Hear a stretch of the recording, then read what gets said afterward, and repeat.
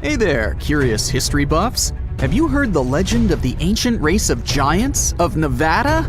Yes, I'm talking about actual giants that allegedly lived thousands of years ago. Now I know what you're thinking. Giants, really? Well, archaeological finds add fuel to this debate too. And here's where it gets interesting. Lovelock Cave was indeed used as a burial site, and some of the remains found there are much larger than average human bones. The cave is by the Humboldt Sink in western Nevada. It was once part of an enormous lake, which eventually dried up, leaving a number of smaller ones, including the Humboldt Sink. The cave became the home of the Site-Ka tribe. According to the legend, these red-haired giants were so big that they had to be buried in the cave itself. Indeed, later on, archaeologists discovered 8 to 10 foot tall skeletons. This legend started to unfold when a mining engineer named John T. Reed talked to the locals in 1886. Once Reed saw the cave, he knew he was onto something. The news spread soon, but the cave was attracting another type of attention too. The deposits of a fertilizer known as guano were discovered inside the cave. So a mining company began excavating the precious resource in 1911 and soon shipped more than 250 tons of the fertilizer to San Francisco. Unfortunately, some of the human remains and artifacts were neglected and lost in the mining process. This led to an official excavation in 1912 and 1924. After the top layer of guano had been mined, strange objects started to surface. Around the area, the earliest evidence of human habitation dates back about 4,000 years. The Lovelock culture lasted for some 3,000 years, and they left us with 10,000 stunning artifacts. The pits in the cave were like a series of time capsules hidden at different depths. Archaeologists determined the age of each pit by its depth.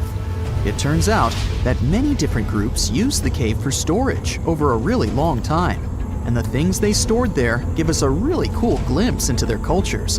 It's like a giant ancient storage unit full of hidden treasures.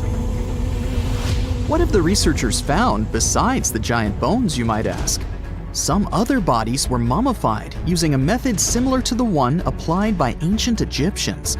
These remains also had something in common with the bodies discovered as far south as Lake Titicaca. Both mummies had some red hair. Yet, there are scientists who believe this reddish hue is the result of the interaction with the environment in which the bodies stayed.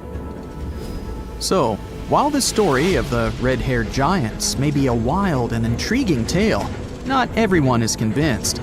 Some experts believe that the bones found in Lovelock Cave are simply the remains of prehistoric animals, like mammoths or sloths. But others insist that there's something more to the story. Other relics, such as finely crafted baskets and exquisite duck decoys made from tule fibers, were also found there. In any case, this cave is worth the attention it gets. By the way, you can still visit this cave today and see the pits of different depths with your own eyes. But let me tell you one thing. It's in a hot, dry, and isolated place. Archaeologists have made another discovery that seems to be straight out of a legend. They think they found the palace of the one and only Odysseus, who was the legendary Greek king of Ithaca and the hero of Homer's epic poem. Move over, Indiana Jones. We've got some real-life adventure happening here from around 1300 BCE. Apparently, this is the only palace mentioned in Homer's epic poems that hasn't been found. The excavations have been made on the Ionian Islands, and the view from the ruins found on the island of Ithaca are exactly as described in the Odyssey, says the professor who led the excavation team. Known to the ancient Romans as Ulysses, the Greek hero took 10 years to return home to Ithaca after the fall of Troy. For many years, Homer's other epic, called the Iliad, which tells the story of the protracted siege of Troy by the Greeks, was regarded as a myth too. But then, in the 1870s, Troy was rediscovered in modern-day Turkey's Çanakkale city.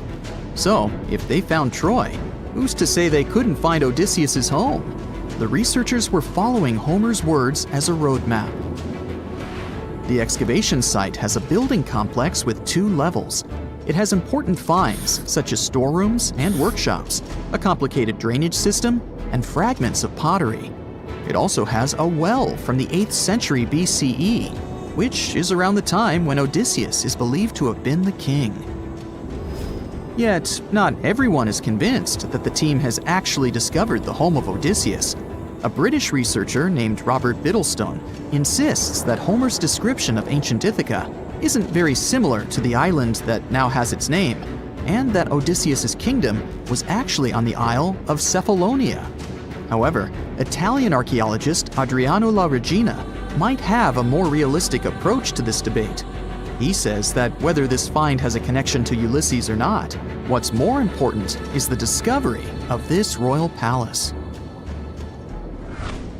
Once upon a time, in a land far away, the Klamath Indians spread a legend about the creation of Crater Lake.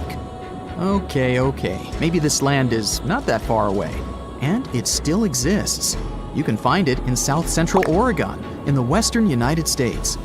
Anyway, the legend has it that this lake was formed in a vicious battle between 2 volcanoes, Mount Mazama and Mount Shasta. Then the spirits of earth and the sky, which are Lao, who ruled the below world, and Skel, the chief of the above world, joined the fight. It turned into a geological drama. During the battle, darkness veiled the land. The fight was over when Mount Mazama collapsed and sent Lao back into the underworld. Then the rain filled the pit and created a lake in the place where the mountain had once stood. Flash forward to our time. Scientists have discovered that Mount Mazama did erupt 7,700 years ago. Artifacts found in the area prove that the legend indeed contains some details about the explosion. The tale says that red-hot rocks were flying through the sky. This happened during the volcanic eruption that caused the mountain to collapse. This created the volcanic caldera, which later on got filled with water. What makes this legend came true story unusual is how long it has existed. According to researchers, these types of verbal stories lose their credibility within 600 to 700 years. That's why the legend about the creation of Crater Lake is so unique.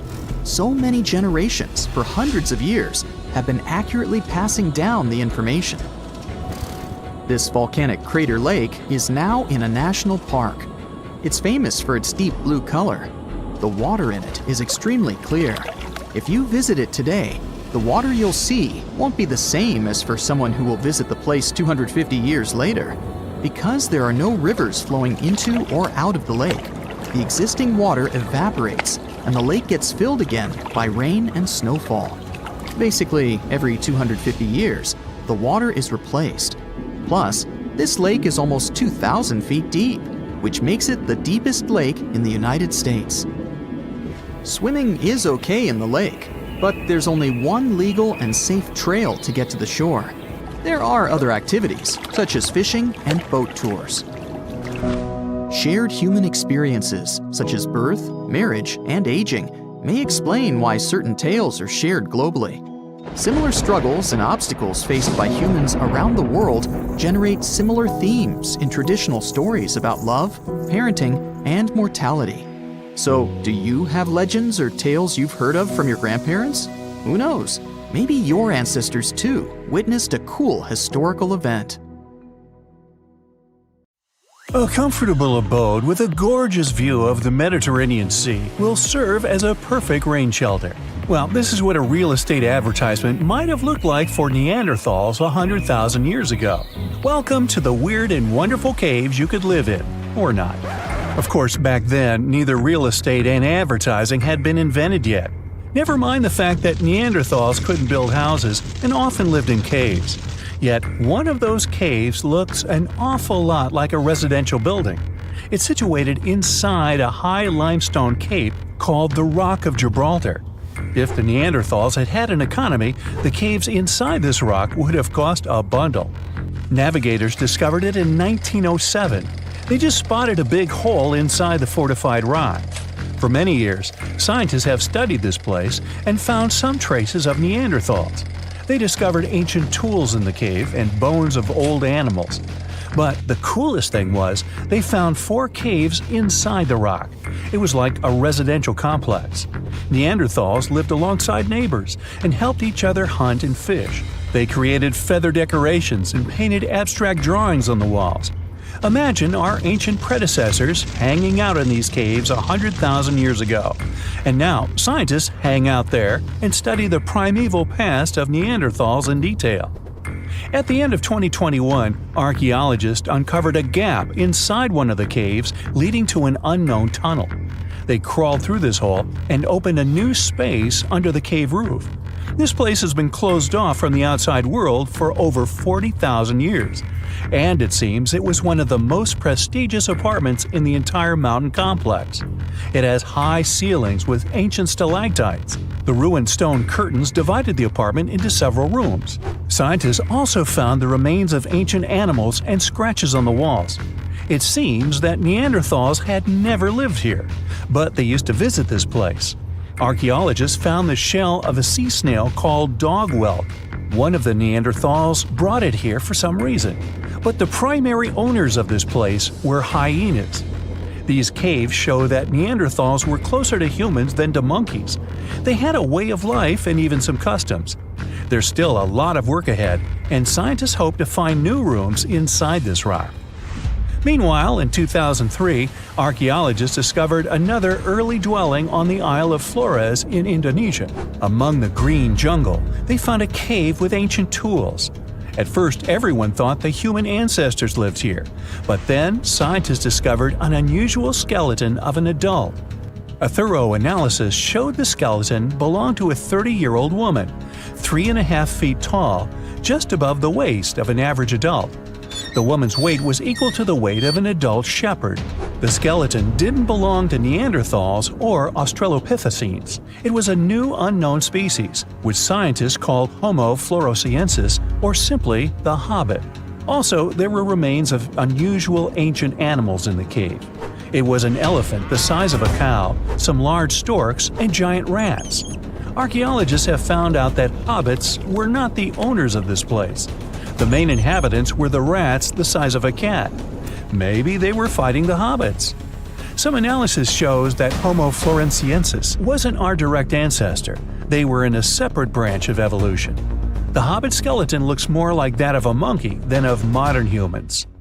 In 2009, in the dense jungle of Vietnam, archaeologists discovered Son Don, the largest cave in the world. If you go inside the cave and shout, you'll hear your echo a long time. In some places, the height of this cave reaches half the height of the Empire State Building, and the total area is larger than one central block of New York. Son Don is one of the 3 caves in the Vietnamese jungle. Many intricate mazes connect these caves. Inside, you can find unique plants and trees that live separately from the outside world. It's a real underground jungle. In some places, you can find collapsed ceilings that let the sunlight in. Besides unusual trees and plants, ancient stalactites hang there. Some limestone deposits are more than 450 million years old. They were here even before dinosaurs appeared. There are also many rivers in the cave. Rainwater coming down from holes in the ceiling has formed them. Fast streams resemble slides in a water park. They lead to unknown underground labyrinths. Scientists have studied only a small part of all these caves. The next unusual cave is in New Zealand. Hundreds of thousands of fireflies live inside. Each of them glows with a blue light. Together, they light up the cave. It may seem to you that you're on another planet, but you can't stay there for a long time. Special air measuring devices are everywhere. Scientists monitor the level of carbon dioxide necessary for the normal existence of fireflies. These insects are sensitive to the environment.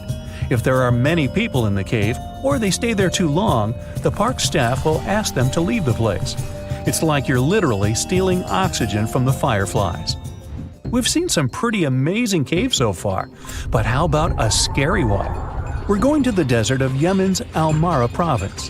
What we're looking for is not a cave, it's just a black hole in the ground, right in the middle of the desert. It's big, the size of a basketball court. It's not its size that could scare you, but what's inside. Scientists are still not sure what it is. From the depths of this black abyss, a disgusting smell of rotten eggs constantly comes out, and sometimes you can hear some strange, frightening sounds. The blackness of the giant hole in Yemen absorbs all the sun's rays, so you won't see what's there even with a powerful flashlight. People flew over this place by helicopter. They filmed using drones and the most powerful lenses, but they didn't catch anything except darkness. It looks like a big ink spot in the middle of golden sand. The locals are afraid to approach this place. They believe the cave leads to another dimension where evil creatures live. At the moment, the giant hole in Yemen is one of the most poorly studied and mysterious phenomenon of nature. How did it appear? How old is it? Where does it lead? Scientists are trying to find the answers to these questions. There are theories that the hole appeared because of construction work. Geologists drilled the soil nearby in search of minerals. It could have caused fluctuations in the Earth's crust and collapsed the surface. But no one can prove this theory, yet. And now, imagine a place where sunlight has not penetrated for more than 5 million years. There's little oxygen, and it's cold and damp. Still, life is born in this place, not only microbes and bacteria, but also something bigger. The living conditions in this cave are very different from the usual ones, so, in a sense, this cave is like another planet. It's the Movil Cave in the southeast of Romania, near the Black Sea. The entrance is a small hole in the ground. Inside, a tunnel leads deep below the surface. The levels of hydrogen sulfide and carbon dioxide are above normal inside the cave. The air here is half as much oxygen as on the surface. People can't be here without an oxygen mask, but other creatures living here can. The cave is home to 48 species of living organisms. 33 of them are unknown.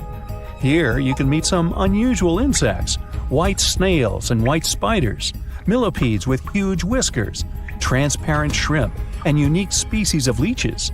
They all live here thanks to the little bacteria autotrophs. They absorb carbon dioxide and release food particles. Bacteria feed on it. Other larger organisms feed on these bacteria, and some bigger organisms eat those little ones. In the end, everyone gets food. In this cave, evolution has created a biological system separate from the rest of the world. You're walking down the street. You see a strange-looking antique shop called Ageless Trinkets of Mr. Bright. You're curious, so you enter there. You take a look at all the weird stuff. Suddenly, an old folded parchment paper catches your attention. It's a world map, but something's off with it. Instead of showing the countries as you know them, it shows the locations of 4 mythical lost worlds and civilizations. Mr. Bright, the shop owner, comes next to you after realizing your shock. This map won't let you find these places or anything, but I can explain to you the legends behind them if you want, he says. Let me begin with Atlantis. You might know it as Aquaman's underwater kingdom, but Atlantis, the fictional island, was actually first introduced in 2 of Plato's works. According to him, Atlantis was a highly advanced civilization that existed about 9,000 years before his own time, and its story had been passed down by poets, authors, and others. He wrote about Atlantis and its citizens to give a moral lesson and to teach about the dangers of arrogance, as well as the eventual downfall of those who are after too much power. In his dialogues, Plato stated that Atlantis was a great and powerful empire that was respected in all parts of the world. It was founded by beings who were half deities and half human, and became a great naval power after a while. Being an island filled with gold, silver, and other precious metals certainly helped their case. But besides that, it was also known for its breathtaking architecture and state-of-the-art technology, as well as its countless rare and exotic wild animals. Atlanteans were proud of their great achievements and the perfection of their civilization, but their excessive pride was going to bring their downfall. They believed they were so superior that they could gain control over any nation. This led them to launch a series of invasions.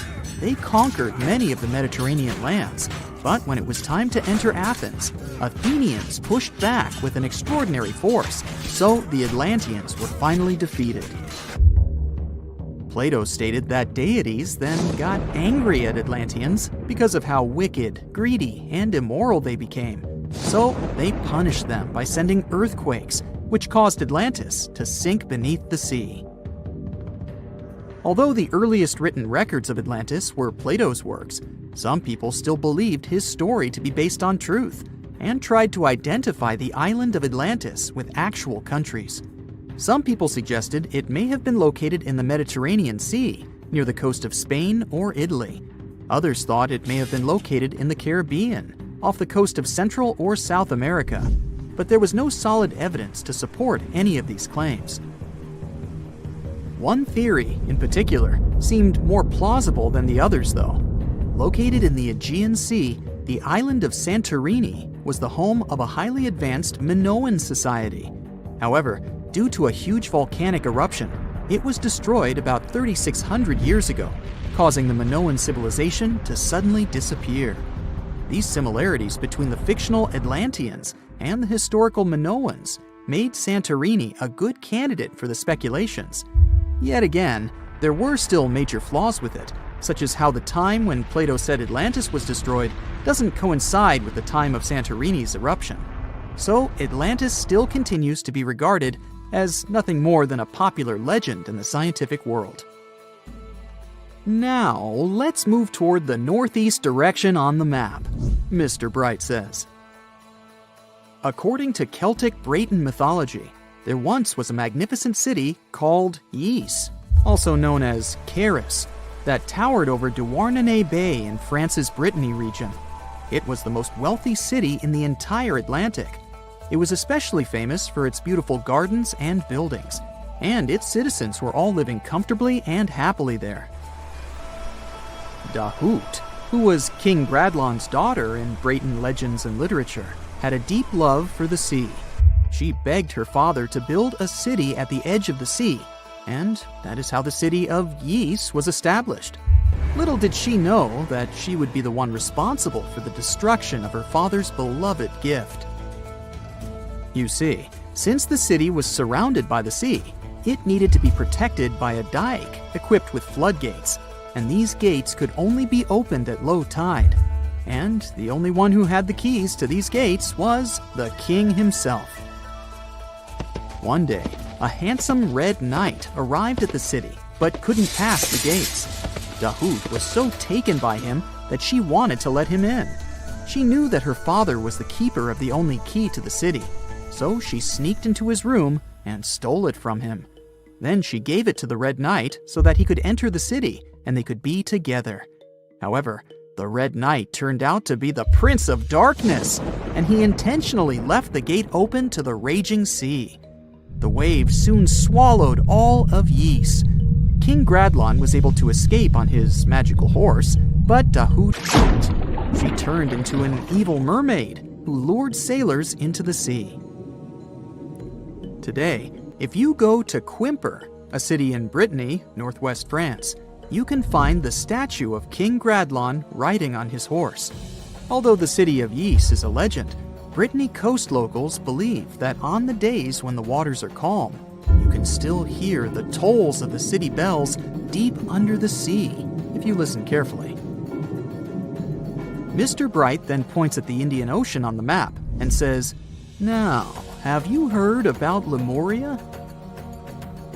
Back in the mid-1800s, a few scientists suggested that there was once a continent that existed in the Indian Ocean, somewhere close to the south of modern-day Sri Lanka. The first one to popularize this theory was the British lawyer and zoologist Philip Lutley Sclater.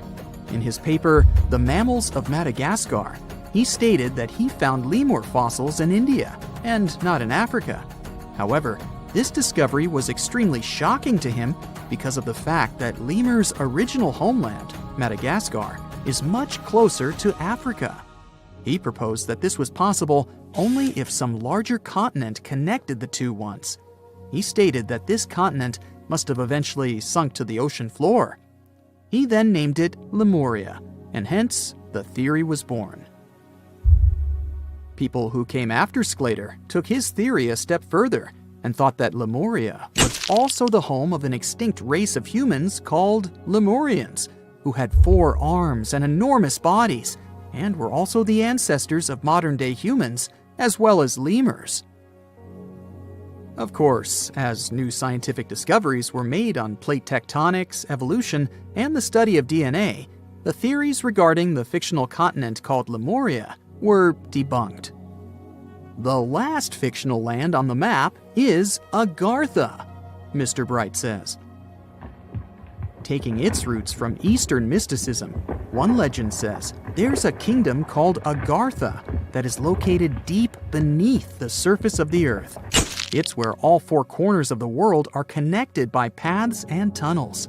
It is said that there's a secret entrance into Agartha hidden in the Gobi Desert, and it's built by Agarthans themselves using advanced technology that can't be detected by us, the surface folks. According to some beliefs, Agartha exists to counterbalance the energies of those who live above the surface. While we live in a state of rush and heightened emotions, this world beneath us is the total opposite. Some even say that those who escaped Atlantis fled here to continue their lives inside the Earth's core. And yet, others think it's actually a land that's crawling with all kinds of monsters. But there's no need to be scared, since modern science proved Earth's core is not actually hollow and is a solid hot iron ball. So you can cancel your journey plans to the center of the Earth if you've made any. Thanks, Mr. Bright. Researchers have found almost 1,000 previously hidden Maya settlements in the tropical lowlands of what is now northern Guatemala. They did it with LiDAR, light detection and ranging lasers, which they used to scan areas from the air. The region we're talking about is pretty vast. All those structures and buildings they saw over there stretch across about 650 square miles. And these spots were supposedly occupied thousands of years ago. It seems all these structures were pretty densely packed, so people lived close to each other. They had at least 417 ancient villages, towns, and cities where they could identify boundaries. These structures and buildings were actually a part of a state that looked like a kingdom. Some of these settlements were built as sports courts, civic, ceremonial, and religious centers, and residential homes. There were also massive palaces, platforms, dams, pyramids, and causeways across that area. People who lived there also had reservoirs where they collected water. So, they needed the power to organize thousands of specialists and workers. And they also needed many skilled people to build such structures without the technologies we have today. They needed lime producers, architects, mortar and quarry specialists, lithic technicians, those who took care of legal enforcement, and other important roles to establish the true community. This cool laser scanning system researchers used while exploring this area can even penetrate very dense ecosystems and vegetation. The light bounces off different surfaces and then creates a digitally reconstructed map.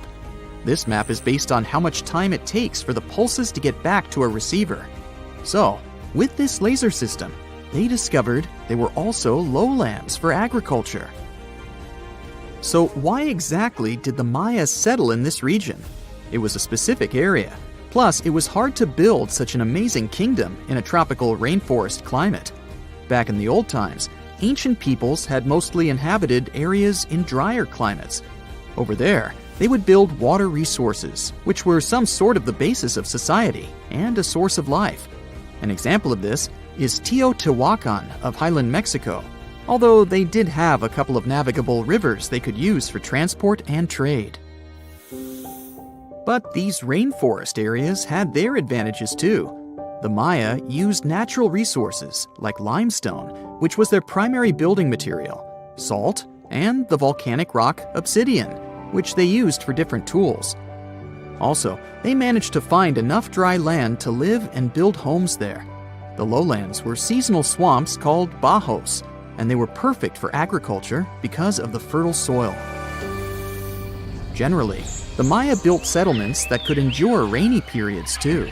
They were ready for different circumstances, including flood and drought, which is something you could see in how they built houses. Their architecture was also one piece of evidence that showed their community was like a centralized kingdom-like state, which shows they stuck together through tough times. The Mayan Empire was very powerful, and it reached its peak about the 6th century CE. They were excellent at pottery, agriculture, writing, mathematics, and calendars. They were the ones who created complex calendar systems, such as the calendar round, which is based on 365 days. Although some believe the Mayan calendar predicted December 21, 2012 would be the end of the world, it was just a coincidence with the end of a certain full cycle. They would call it the long count calendar, and it lasts 5,125 years. The Mayan people left behind an impressive amount of astonishing architecture and symbolic artwork. Most of their stone cities ended up abandoned by 900 CE. No one still knows why the Mayan civilization in that area collapsed, although there are some theories. Some think that by the 9th century, these people had exhausted the resources around them to the point that they could no longer feed and sustain such a big population. Others believe some city-states didn't get along that well, so they broke down the traditional system of power they used to have. Some say it was all because of a very long period of drought. It could be a combination of all these factors, though. But one Mayan city, located on an island, even survived until the 17th century. It was long after the rest of the Mayan civilizations had been destroyed or abandoned. If you're a traveler, you might know the town by its modern name, Flores. Scientists believe about 2,000 people lived there. The earliest Maya people were farmers. They cultivated crops like beans, squash, corn, and cassava. As they had many interesting ingredients, they created hundreds of cool recipes. Many of those are still present even today. For example, in modern Mexican cooking. And especially popular are papayas, cacao, avocados, squash, pineapples, chili peppers, beans, and so on. Even though the Maya mostly practiced a kind of primitive type of slash-and-burn agriculture, there is also evidence of them using some more advanced farming methods, like terracing and irrigation. And they were big chocolate lovers. More than 3,500 years ago, the Olmecs of Mesoamerica probably turned out to be the first to realize that it takes some work for us to get such a cool thing as chocolate. But the Maya were the ones who turned it into a true form of art. Scientists found out about it when they found cacao in Mayan pottery. Their chocolate would be mixed with honey, water, cornmeal, and chili peppers. That's how you get a spicy, savory, hot chocolate beverage you can try even today in Mexico and Central America. Also, they used written language in their books. Their paper was made from fig tree bark, and using strips of that paper, they created a large library of books. Books made of this material are called codices, and 4 of these can still be found today. Sadly, many books were lost over time because of the humid climate or some human factors. The classic Maya built a bunch of palaces and temples that had a stepped pyramid shape. They decorated them with inscriptions and reliefs, which have earned them the reputation of being incredible artists of Mesoamerica. For the Mayans, flat foreheads were the most desirable thing on someone's face. They were generally really into aesthetics, and having a flat forehead was one of the main things where you could meet their highest aesthetic standard. They also liked to glam up their looks with makeup and clothing. Also, the Mayans were master tattoo artists. Actually, they were one of the first civilizations that started doing such forms of body art. They had a rich culture and believed in many things, such as fairies. Many civilizations across the globe believed in these mythical creatures, which had different names everywhere. The Mayans called those creatures aluxes. They would make sculptures of aluxes from wood or clay, take them to the forest, and hide in some secret spots. The Maya believed these sculptures would come to life during the night and take the role of guardians of their land, animals, and crops. The Maya believed caves were entrances that led to the underworld. You can even visit some of these caves if you like. For example, you can explore the jungles of Quintana Roo and Yucatan near Cancun. There are many spots where researchers found artifacts the Mayans had left behind. They were one of the first cultures that learned how to use rubber latex and make, for example, rubber balls for the many interesting games they had. They used natural latex and then probably mixed it with some other natural substances. That's how they came up with the bouncy balls they played with. They also built cool steam baths. The Maya had structures made from stone that looked like something we know today as bathtubs. Plus, they were building heated stone structures we know as sweat houses. Researchers found these in El Salvador and Guatemala, and they were previously hidden under volcanic ash. You know, scientists make discoveries that change the world, but even they can face mysteries. Here are 10 things that have baffled scientists. Imagine that you constantly hear a low-frequency hum, and no one can trace its source. Roughly 4% of the world's population hears the hum. It's a geography-free sound. I mean, people all around the world hear it, so the name varies from Tao's hum to Auckland hum, depending on the region where it gets generated. The sound is just on the threshold of human hearing. People hear it less when they're outside, and it gets louder indoors, especially at night. What's even scarier is that you cannot unhear it once you've heard it. Some folks say it started in London around the time of Charles Dickens, who wrote A Christmas Carol, and the low-frequency sound actually comes from the humbug. Or not. Actually, the earliest cases were recorded in Bristol, UK, dating back to the mid-1970s. Scientists have various theories about where the hum comes from and why only some people can hear it, yet they don't have a clear answer. It could occur when ocean waves move along the ocean floor. They shake the Earth when they collide with continental shelves. Or this might be happening because of volcanic eruptions and earthquakes. Oh, and how about ultra-low frequency radio signals used to communicate with submarines or even 5G? Upsweep is another type of unidentified sound. It was discovered in 1991 in the Pacific Ocean. The sound is high enough to be recorded throughout the ocean.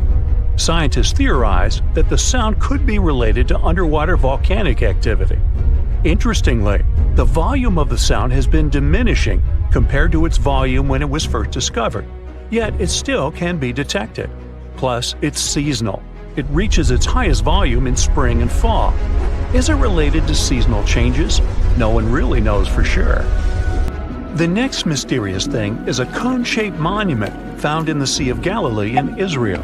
This monument was discovered accidentally by sonar scanning in 2003, but the findings were published only in 2013. The monument weighs 60,000 tons. It was once submerged by rising waters. Archaeologists say the monument is enigmatic because they can't figure out where it's from. They don't know what it's connected to or its function. So this big and unusual thing remains a mystery.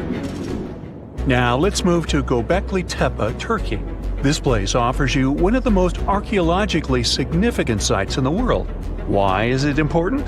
Well, it has massive carved stones about 11,000 years old. To put it in perspective, they're 6,000 years older than Stonehenge.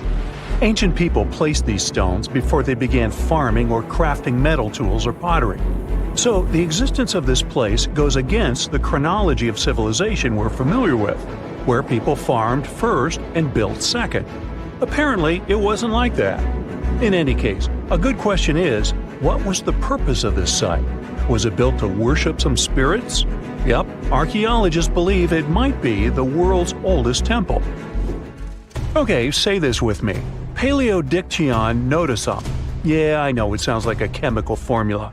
This is a living fossil found deep down on the ocean floor. A creature makes these hexagonal burrows, that for sure. Yet scientists can't identify the artist. Now, what do I mean by living fossil? Well, Paleodictyon notusum is a creature believed to produce a burrow nearly identical to Paleodictyon fossils. Is it a worm-like animal that made them? Scientists don't know. One thing is clear, This isn't some random stuff created by geological forces. Now, speaking of fossils, take a look at this giant one. Its informal name is Godzillius. It was discovered in 2011 by an amateur paleontologist. This is a scientist who studies the history of life on Earth by analyzing fossil records. Anyway, back to Godzillius. It's almost 7 feet in length and 9 feet tall if you were to measure it upright. This fossil is 450 million years old, coming from the time when Cincinnati was underwater. It might be a fossilized algae mat, but some scientists have different opinions. This is a massive tunnel found in South America. The tunnel is at least 8,000 to 10,000 years old. At first, researchers discovered a couple of colossal burrows. They were enormous and neatly constructed. Geologists were amazed, saying they had never seen such structures before. There's no known geologic process to explain their formation. I mean, researchers have known about the burrows since the 1930s, but back then they believed that these tunnels were just some sort of archaeological construction, until they discovered huge claw marks on the walls and ceiling. They reasoned that some extinct species could be the ones to have left these marks. Many geologists strongly believe they found the burrows of giant ground sloths and armadillos. The structure is the largest known burrow from the Paleolithic age in the Amazon. Yet experts have many questions. How come such a deliberate-looking structure could form naturally? A researcher then discovered another strange cave. This one was hundreds of miles away from the massive tunnel. Fast forward, there are now more than 1,500 burrows from the Paleolithic age found in Brazil. What's even more interesting is that some of these caves are connected to tunnels that sometimes lead to chambers. I'll continue with a natural phenomenon. What if I told you that every year, especially in October, fireballs appear on the Mekong River in Thailand? According to legends, Naga fireballs are a call for Buddha to return to Earth, and river serpents are the ones making these calls. Well, that's a myth, but what does science say about it? Is it related to a flammable gas? There are no clear answers yet. These fireballs appear to rise from the water. They can go as high as almost 990 feet. They're like fireworks, disappearing rapidly. They typically glow with a reddish or orange color. I'll mention some legends too, because why not? They're thrilling. And it would be a shame not to include the one about the lost city of Atlantis. As you may know, the legend says that Atlantis submerged into the ocean around 11,000 years ago. Since then, not just scientists, but also treasure hunters and philosophers have been searching for the lost world. Could Bimini Road be a trace? In 1968, a diver found strange stones off the coast of North Bimini Island in the Bahamas. The stones look human-made. It's like they were evenly spaced out and laid in an orderly row. It baffled scientists, but not for long. Carbon dating analysis of the blocks revealed that geological forces created the road naturally. There weren't any tool marks or signs indicating that the blocks had been stacked or something. The research is continuing, but yeah, scientists generally believe that the rocks were created by erosion. Well, I guess the time of Atlantis hasn't come yet. Okay, picture this. You're wandering on the beach, and you see dozens of octopuses walking past. In 2017, a group of people from Wales witnessed exactly this. Why did these creatures come out of the ocean? No one knows the answer. The group reported that they had seen 20 to 30 octopi crawling on the sand. The people looked for some signs of injury, but found nothing. They said that they had carried the animals back to the ocean. Interestingly, these creatures kept crawling onto the shore when people were asleep. Experts say that it's hard to be sure of the reason that pushed the animals to the beach without conducting a physical examination. They're still speculating about the reason behind this unusual and rare occurrence. Could it be overcrowding? Furthermore, the octopi were well armed. A separate study points out that the more fishers hunt large animals that feed on octopuses, the more the octopus population grows. Maybe that's why these creatures have to go farther to find food or shelter. But without proper research, these are only theories. There's a lot we don't know about space, too. So here's a bonus fact about the yellowish source of life in the solar system. Scientists have discovered a new type of wave inside the sun. These waves move in the opposite direction to the sun's rotation. Plus, they move super fast, so fast that it's beyond our understanding. Researchers have different theories about the function of the waves. If they figure out their role, this could give them additional insight into the processes happening inside the sun. And yes, the octopi were well armed. Let me take you to a place that seems to be out of this world. Life inside this cave has been isolated from the outside world for about 5.5 million years. And it does show. See for yourself. Due to such a long isolation, the conditions inside the Mobile Cave are like nowhere else on our planet. A unique ecosystem is flourishing there, even though there is a severe lack of sunlight inside the cave, and the air is toxic. The cave, located a few miles west of the Black Sea in Romania, was first discovered in 1986. Nowadays, you can only visit it if you have special permission. Plus, the central caverns are guarded naturally by narrow limestone tunnels and vertical shafts. So, if you're no stranger to claustrophobia, you'd probably better not enter this place. In the depth of the cave, the air has twice less oxygen than the air outside. Instead, it contains a lot of carbon dioxide and hydrogen sulfide, so not the freshest air you can breathe. It's also pitch black inside the cavern. But despite, or should I say thanks to, this cocktail of extremely harsh conditions, the site is a true goldmine for biologists. Shockingly, life seems to be booming here. In a 1996 study, scientists identified 48 species, and 33 of them were unique to the cave. Most of the creatures inhabiting the cave are tiny, with long limbs and antennae that help them navigate in the dark. They have no vision and lack pigment, and it makes sense. Why would you need to be able to see if you live in total darkness? And why would you need to be pretty and colorful with no one to see you? Now, I'm going to take you to another cave. It's no less amazing, but looks very different. This is the Giant Crystal Cave, aka the Cave of the Crystals, in Mexico. These ginormous crystals were found in 2000 by a mining company after the water was pumped out of the cave. Two miners then saw the crystals after entering the drying cave on foot.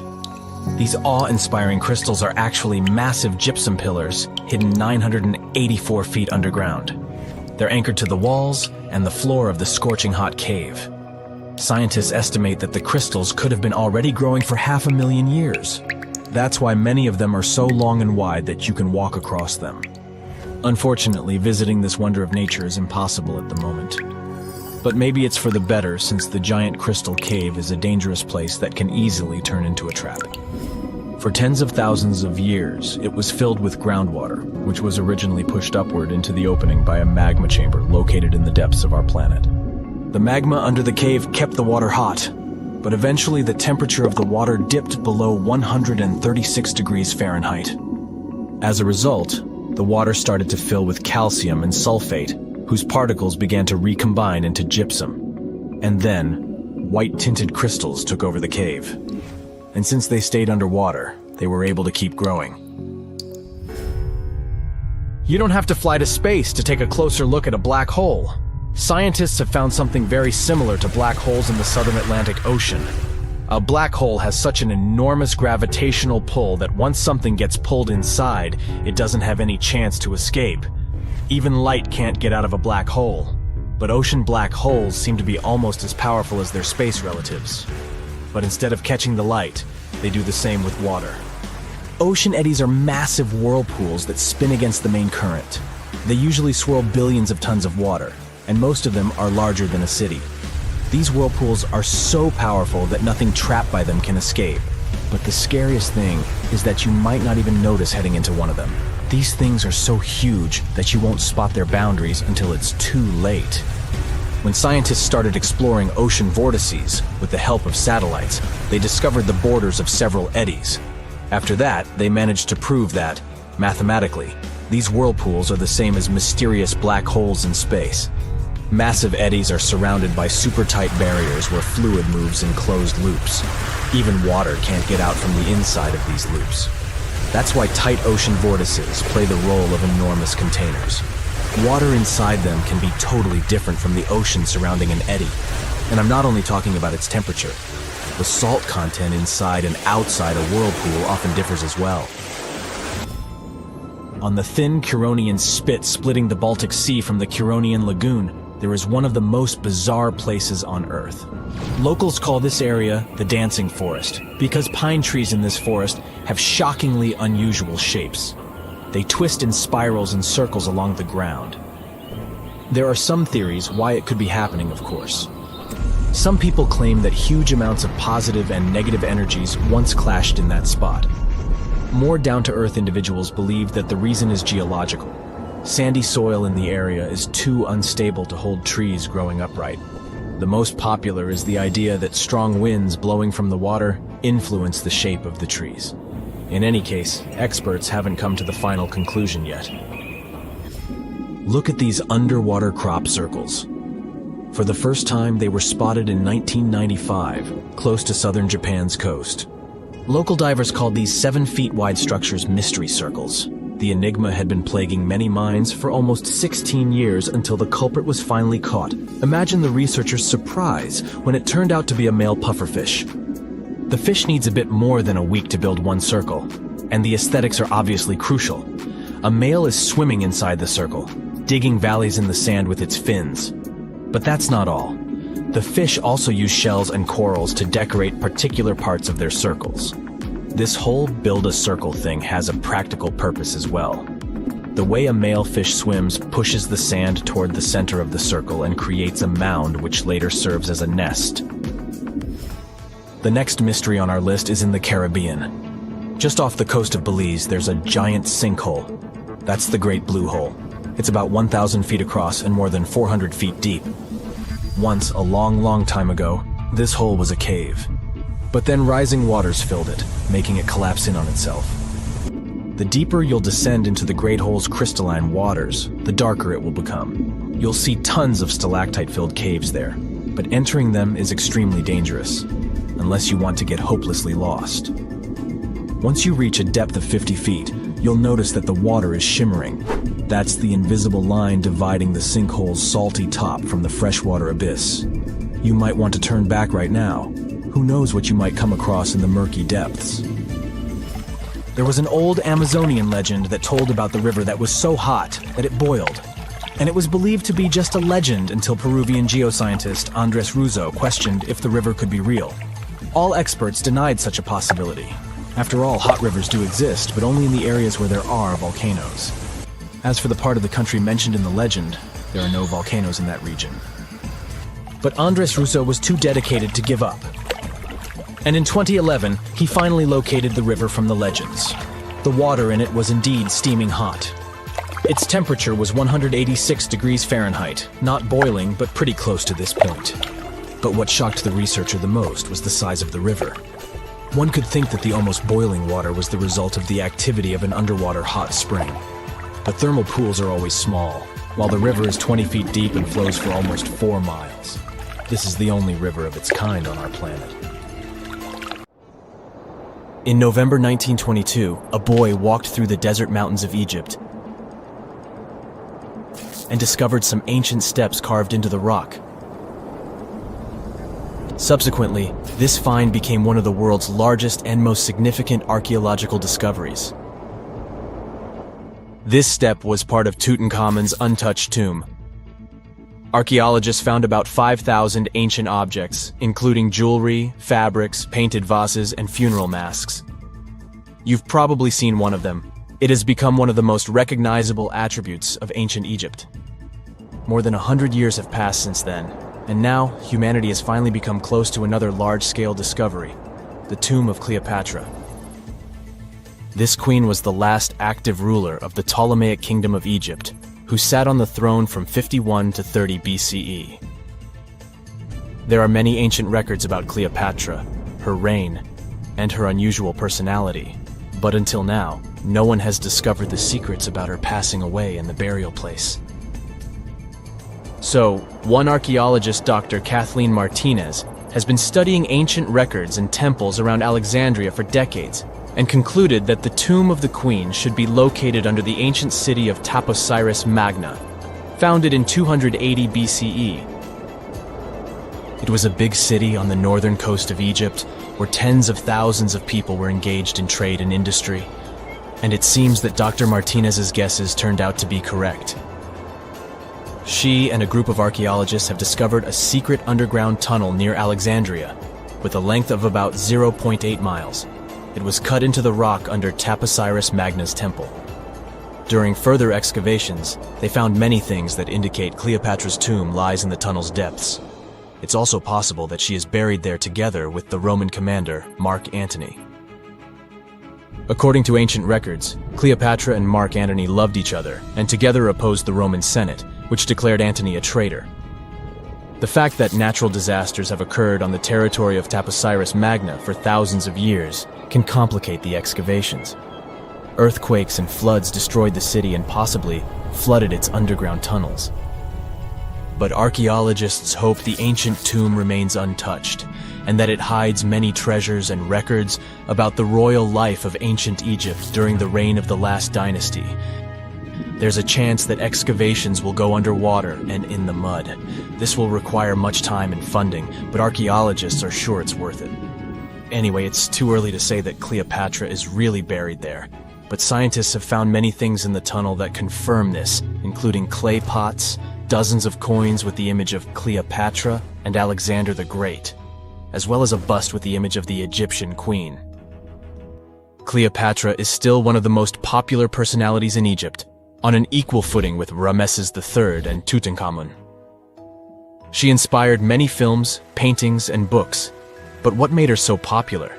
She became famous for her inconsistency.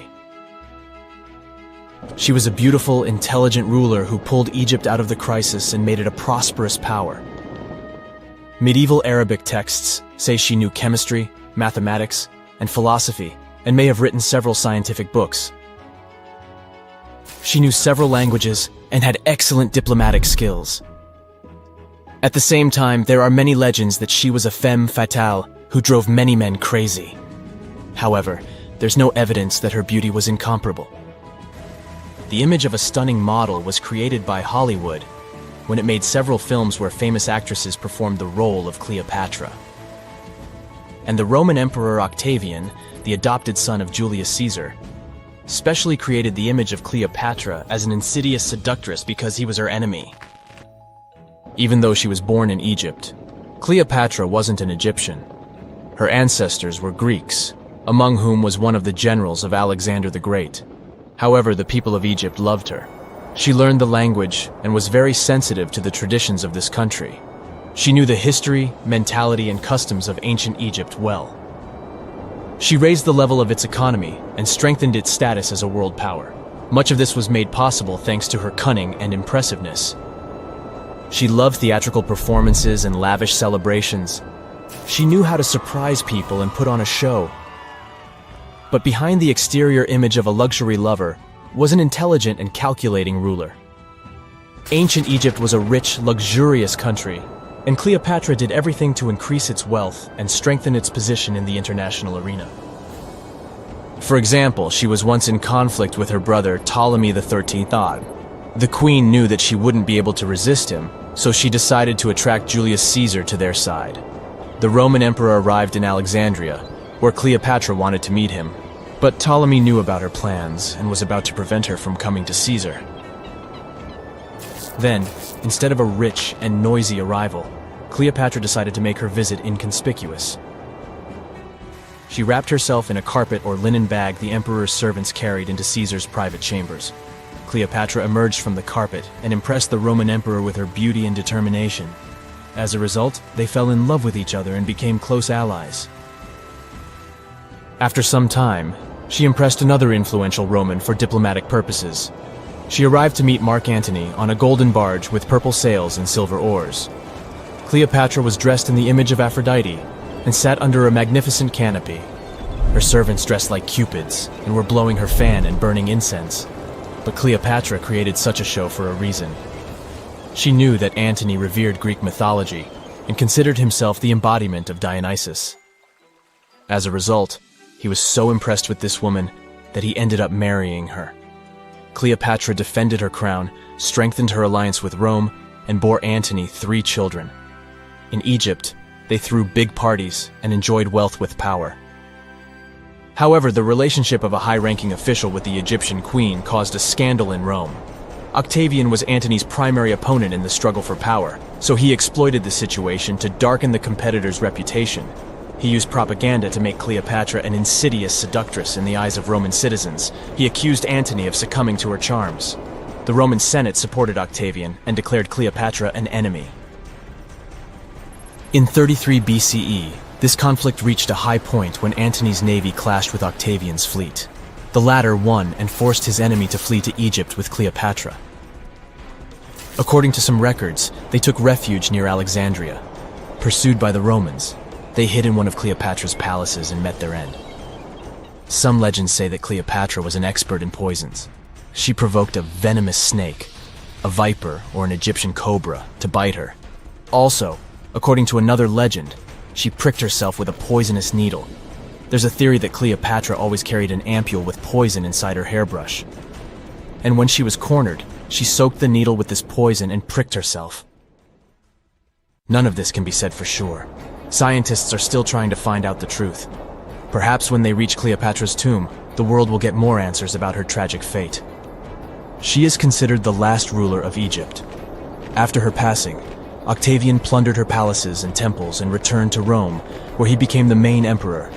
He successfully ruled the country and expanded its borders. His reign ended when he turned 75. World history would have looked different if Cleopatra and Mark Antony hadn't lost that naval battle.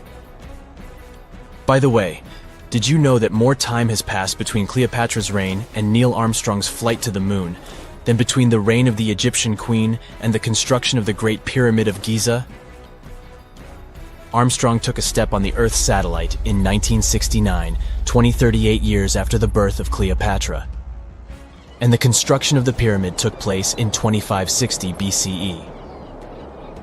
Imagine how long the history of ancient Egypt is. Cleopatra is closer to us in time than to the pyramids. Have you ever wondered why mountains seem so still and silent? Well, prepare to be amazed because these majestic landforms have some hidden talents. You see, mountains are actually quite the performers. They have their own unique songs and dance routines. What does it mean and how does it work? Well, let's see. Get ready for a chilling revelation. Mount Everest has a secret nighttime symphony, and this mysterious music will send shivers down your spine. When darkness falls over the Himalayas, a strange, eerie chorus echoes through the glaciers surrounding the majestic peak. A team of researchers embarked on a quest to unravel the mystery. Led by the glaciologist Evgeny Podolsky, they trekked through the freezing temperatures of the Nepalese Himalayas. Their goal? To uncover the source of these hair-raising noises. The team was amazed by the incredible size and beauty of Mount Everest. During the day, the weather was nice and they could work comfortably. However, when night came, it became extremely cold, reaching temperatures as low as -5 degrees Fahrenheit. At that moment, something interesting happened. The ice on the mountain started to break apart and make loud booming sounds that echoed through the valley. To solve the mystery, the team used advanced technology that is typically used to measure earthquakes. They placed sensors on the surface of the glacier and listened to the vibrations it created. They also looked at information about temperature and wind. By comparing all of this data, they made a very important and exciting discovery. The culprit behind this frozen orchestra? It's the sudden decrease in temperature. The icy surface of the glacier is very sensitive to these changes, causing it to crack and split with loud booming noises. This discovery helps scientists understand how glaciers behave in a world where climate change is becoming more pronounced. This adventure is really important because it gives scientists who study glaciers and the climate in faraway places like the Himalayas very valuable information. The melting of glaciers in that area is happening really fast, and that's a big problem. It's a serious threat to South Asia. Recent research shows that the glaciers have been melting 10 times faster in the past 40 years compared to the previous 700 years. But this isn't the only reason why mountains can make strange noises. Other mountains might also sing their own songs. For example, Mount Matterhorn. Guess what? Everything around us has its own special rhythm. Objects vibrate at certain frequencies because of their shape and what they're made of. You've probably seen it before with tuning forks and wine glasses. When they're hit with the right frequency, they start shaking and making sounds. But here's something cool. Even mountains have their own groove. They vibrate in their own unique way. Geoffrey Moore and his team of adventurous scientists wanted to find out if mountains can dance to their own music, just like bridges and tall buildings. They thought that the special shapes of mountains might make them vibrate at certain frequencies, which is called resonance. But testing this idea wasn't easy. Unlike buildings that engineers can shake or bridges that vehicles can drive over, mountains are massive and hard. It's hard to make them move on purpose. Not giving up, Moore and his team took on a big project. They wanted to study how the shaking of the earth affected the famous Matterhorn mountain. This incredible mountain is located on the border of Italy and Switzerland. It looks like a pyramid. It's really tall, reaching about 15,000 feet high. It has 4 sides facing north, south, east, and west. With the help of helicopters, the scientists put special devices called seismometers in specific places on the mountain. One was placed at the very top and used solar power to work. It was as small as a coffee cup.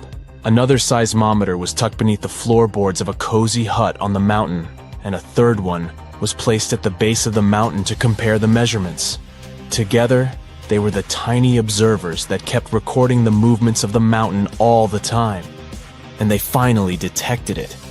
Even though the mountain's movements are incredibly small, scientists discovered that the Matterhorn gently sways back and forth about once every 2 seconds. What's truly surprising is that the top of the mountain moves up to 14 times more than its base. The Eiffel Tower kinda does the same thing. This giant iron structure is a pro at handling windy days, and when a storm blows through, it's not afraid to show off its swaying skills. It's like the tower is saying, "Hey wind, bring it on." But the reason behind the mountain's movement isn't just wind, as it may seem. So, why do mountains do that? Why do they dance and make a humming sound? Are they having a party that we're not invited to? Well, it's all because of something called seismic energy. When earthquakes happen in different parts of the world, their energy travels through the earth and causes the mountains to vibrate. The oceans also join in this mountain music. When waves move across the ocean floor, they create vibrations called microseisms. It's like the Earth's own heartbeat, felt all around the world. And guess what? The frequency of these vibrations matches the way the Matterhorn sways. It's like the mountain and the oceans are chilling together. So the next time you see a mountain, remember that it's not just standing still. It's actually part of a global symphony created by the Earth itself.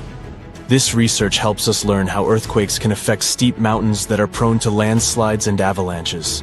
It also gives us a new way to appreciate mountains like the Matterhorn. They have their own hidden songs, swaying and vibrating to a mysterious melody deep within the earth. But there's one more pretty cool thing about the mountains. They don't just talk themselves. They may also influence the way we talk. Turns out, languages spoken in high-altitude areas have special sounds that you won't hear elsewhere. After studying 567 languages, linguists found that 92 of them use a special kind of sound called ejectives. These sounds are made by pushing air out forcefully from the back of the throat. This creates bursts of speech that give these languages their distinctiveness. Scientists were really surprised by this connection. These sounds, like a strong K and Ka, are not common in English or European languages. But some indigenous languages in North America and the area between the Black Sea and the Caspian Sea have them. What's even more puzzling is that Tibetan languages, spoken in mountains, don't use ejectives. Linguists are curious to unravel this mystery and learn more about how mountains and language are connected. So, why do some languages spoken in the mountains have special sounds? Well, it's a bit of a mystery. Researchers have some cool ideas. One idea is that these sounds might help people keep their throats from getting dry when they talk in the dry air of the mountains. Another idea is that the lower air pressure up there makes it easier to make these sounds, but scientists are still figuring out the real reason. Although some experts are not entirely convinced by this explanation.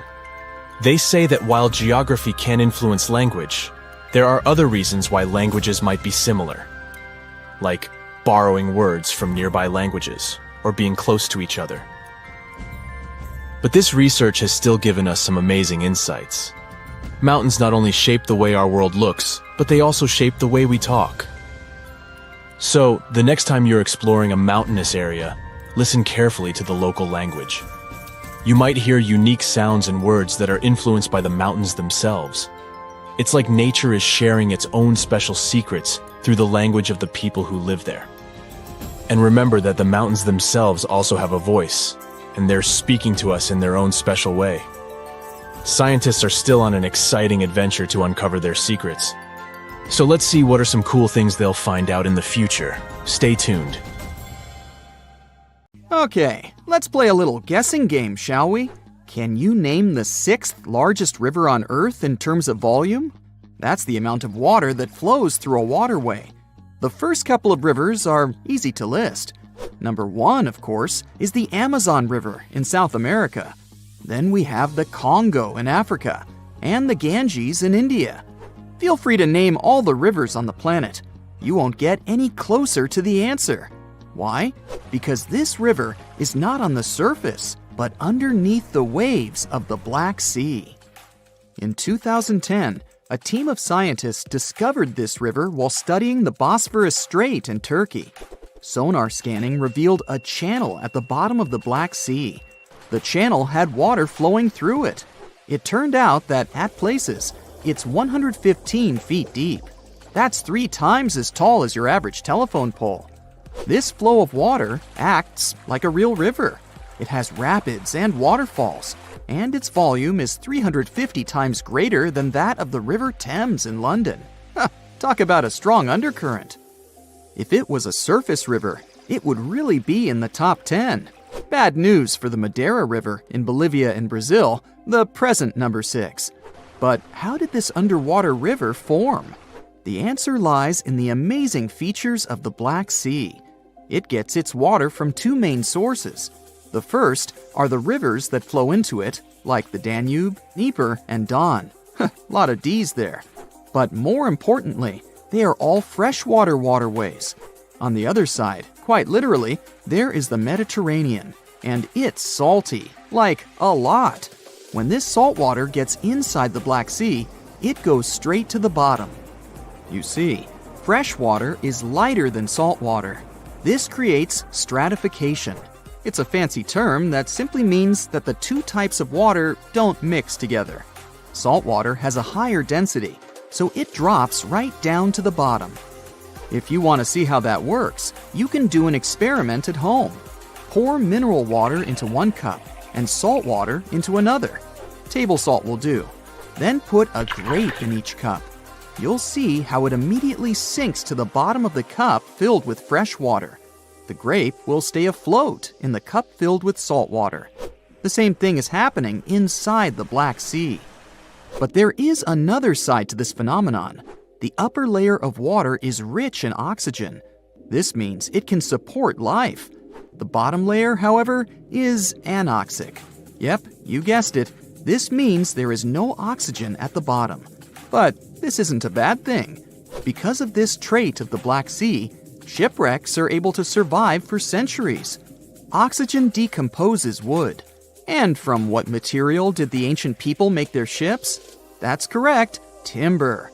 Recently, in 2018, scientists discovered the oldest Greek shipwreck on Earth.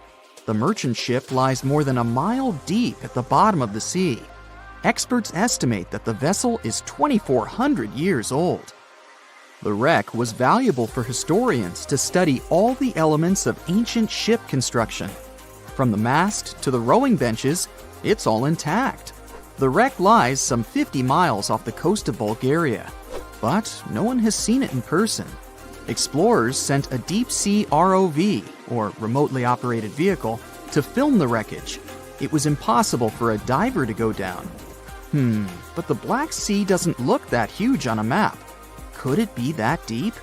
Oh yes, it's way deeper than people think.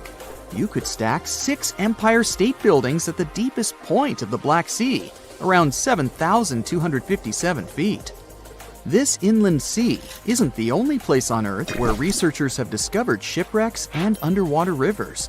One of the largest channels running along the ocean floor lies off the coast of South America. It runs from the mouth of the mighty Amazon and into the Atlantic Ocean. Studying underwater rivers isn't an easy task. The depth and the strong currents make it impossible to send in divers. Even the equipment for underwater research has to be sturdy. Otherwise, the current will just wash it away. That's why the underwater river in the Black Sea was ideal for scientists to explore. Earth's oceans and seas are powerful.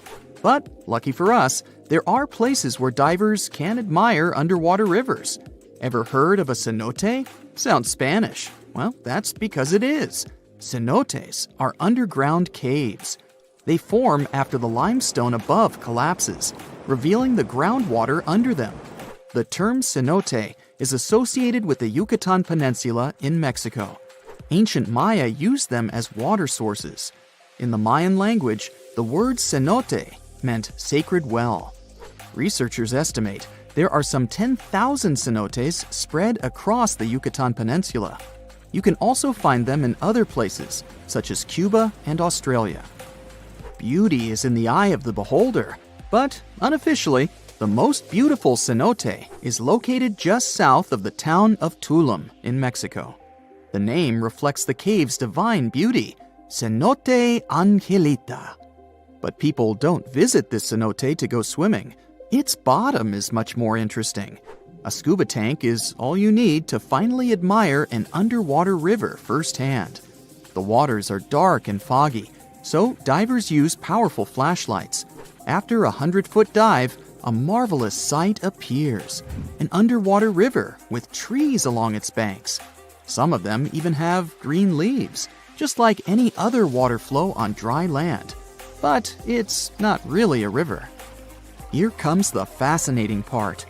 Remember how saltwater and freshwater don't mix? Well, the river the divers see is actually a thick layer of fog between the two types of water. 3 feet of hydrogen sulfates to be exact.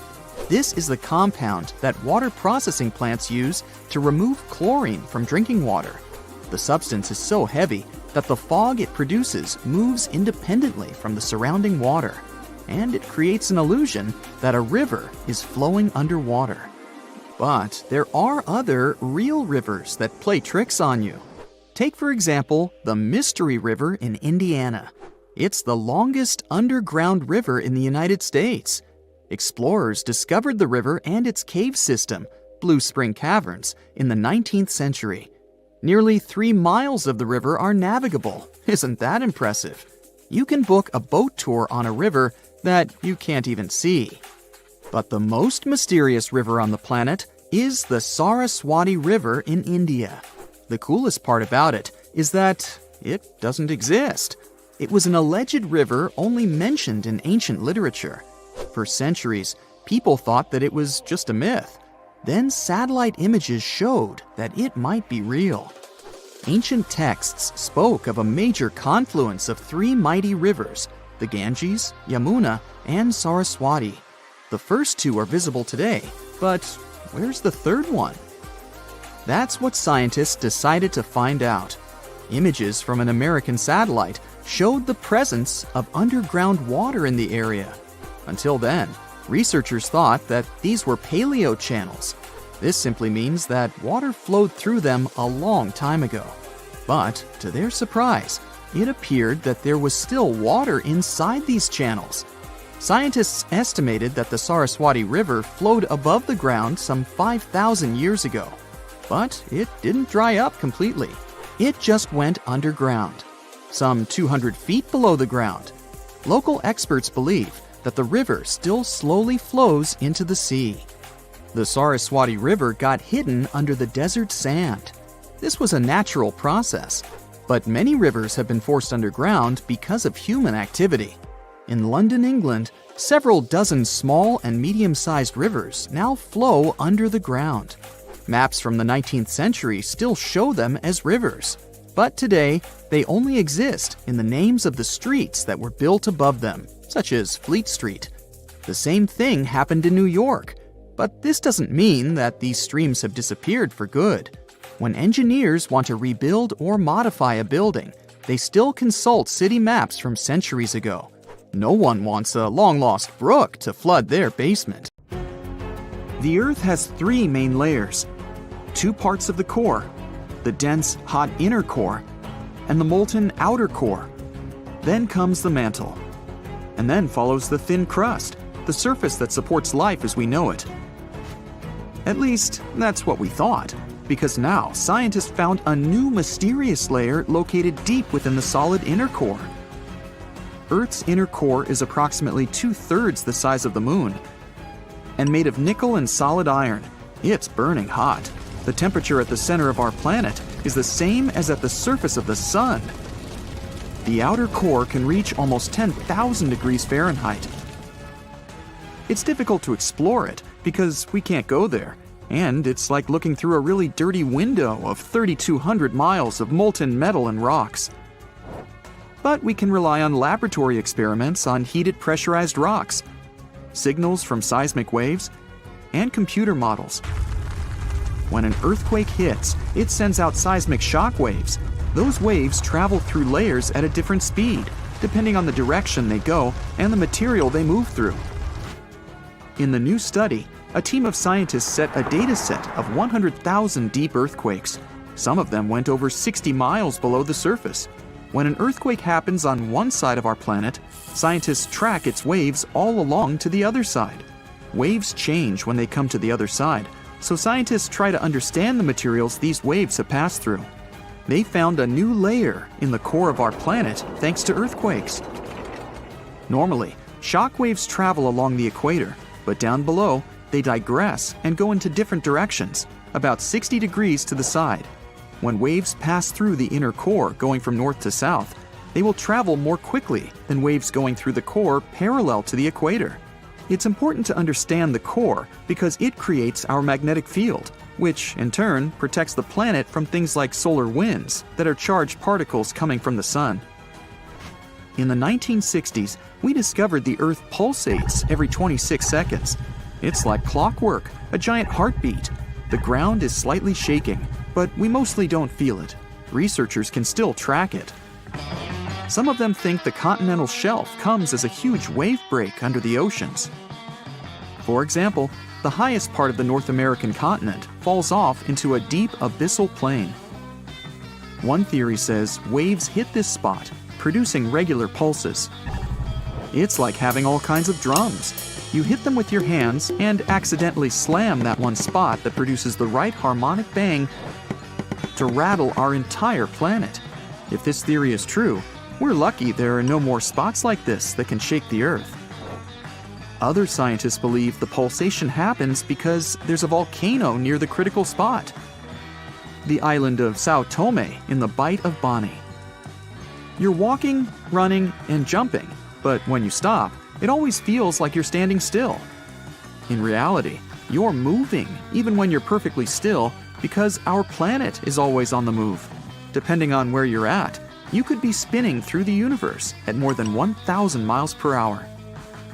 If you're on the equator, you'll move the fastest. Let's say you have a basketball spinning on your finger. Check the ball's equator. A random point on it has farther to go in just one spin than any point near your finger. That means the point on the equator is moving more quickly. The Earth is a planet that recycles all the time. The ground we're walking on is recycled. Our planet's rock cycle turns rocks of one type into another. That's a cycle that goes on and on. The depths of our planet are filled with magma. As magma is going out onto the surface, it hardens into rock. Tectonic processes like volcanic activity, earthquakes, mountain building, and all of the other processes that shape the surface of our planet bring that rock to the Earth's surface. When the rock is on the surface, erosion shapes it and shaves its bits off. Those small particles then get deposited. All the pressure coming from above compacts the particles into sedimentary rocks, like, for example, sandstone. Sedimentary rocks can also end up deeper and deeper under the Earth's surface. Since there's a lot of heat and pressure, they get cooked into metamorphic rocks. They can go back to the surface once again, or even end up being re-eroded. Sometimes the crust plates are pushing one under another, and this way, rocks can transform into magma once again. We've explored only 5% of the ocean so far. The ocean itself, as well as life below the seafloor, is still a mystery. The sediments that are underlying our oceans are home to different microorganisms that exist even at depths of 1.5 miles beneath the seafloor. There are microbes hidden deep inside volcanic rocks below the seafloor off of the parts of the Pacific, hidden under 870 feet of sediment. The biosphere under the seafloor is growing extremely slowly compared to life on the surface. Cell division happens every 10 to 1,000 years. Something's different about the Earth's axis. Climate changes and melting glaciers, mostly in the regions like the Himalayas and Alaska, made the axis shift. Our planet has two kinds of poles. Are the south and north magnetic poles. They affect things such as drift and navigation. The axis that the Earth is spinning around is another kind of pole. It shifted a little bit over time, but we don't know exactly why. Researchers realize there are moving masses of water, pushing the Earth's axis eastward. Take a basin of water as an example. If you're moving it back and forth, sloshing makes the water move its weight all around. A similar thing is happening on a planetary level. No matter how large an earthquake is, no human could ever feel an earthquake on the opposite side of the Earth, although some people claim they did. In 2013, there was one near the Kuril Islands with a magnitude of 8.5. It went around 400 miles deep. It was so strong, people in Australia reported they could feel the ground shaking. The strongest earthquake happened in Chile in 1960 with a magnitude of 9.5. The rupture zone stretched from 311 miles to almost 620 miles along the country's coast. Earthquakes with a magnitude of 10 or higher can't happen. The magnitude depends on the length of the fault where it occurs. The longer the fault, the bigger the earthquake. A fault is a break in a part of the planet's crust. It has rocks on both sides, and they move past each other. We haven't found a fault long enough to generate earthquakes with a magnitude of 10 or more. If it happened, it would extend around most of our planet. An earthquake with a magnitude of 12 would require a fault larger than our planet. One side of our planet is getting colder than the other. The Earth has a system that keeps it warm from the inside, a red-hot liquid interior deep below the surface. It spins and, at the same time, generates a magnetic field and gravity. That way, the Earth's core holds the atmosphere closer to the planet's surface. The Earth also absorbs heat from the sun, mostly on the surface. The heat doesn't spread equally on all parts of the Earth. One side of the planet, the Pacific Hemisphere, is losing heat more quickly than another, the African Hemisphere. This happens because land traps more heat than the surface under the ocean. The seafloor is way thinner than the landmass. Also, the temperature caused by the heat coming from inside the Earth is getting lower because of huge amounts of cold water above it. Clouds are not just like some fluffy distant pieces of cotton. They weigh more than 1 million pounds and help regulate our planet's temperature. If you take all the water droplets in clouds and bring them to the surface, you could cover the planet with a liquid layer as thin as a human hair. It doesn't seem like a lot, but this water is crucially important for climate. We'd have warmer temperatures if it weren't for the clouds. Strange and amazing items are discovered often, but figuring out what our ancestors were up to is pretty tough. Especially when all you have are just some rusty cups and cave drawings. It's no surprise that even the experts in lab coats sometimes make mistakes. But it's not just about dusty plates and huge stones. Sometimes there's even humans with large heads. So grab your digging tools and let's travel back to ancient times to explore incredible societies that even scientists can't fully explain. Sardinia may look idyllic now, but I'm not gonna lie, I wouldn't fancy visiting it 3,000 years ago. Rumor has it, terrible giants roamed around this island back then. People even talk about finding human skeletons over 13 feet tall there, although nobody's ever shown anything to prove it. But the stories will make you wonder because some weird stuff has definitely happened. In 1974, over 5,000 pieces of broken stone artifacts were found in a part of the island called Monte Prama, but instead of being displayed in a museum, they were locked up in an underground vault for about 30 years. Sounds a bit suspicious, doesn't it? When they were finally displaced in 2005, scientists put the pieces together to find statues of 38 giant men standing 8 feet tall. Not quite as tall as the legendary skeletons, but still pretty huge. It's thought these statues were made by the Nuragic people, who lived on the island a long time ago. Besides giant statues, they also built over 8,000 massive stone buildings. Perhaps Nuragic weren't giants themselves, but they definitely liked their things big. I do too. I like a big number of likes on our videos. That would be pretty great. Thank you if you liked this and subscribed. Now back to the video. You and I are pretty smart, but we might not be the smartest humans ever. Actually, we might not even be the smartest species. Since 1913, some skull fossils found in South Africa have hinted at a possibly smarter contender called Boskop Man.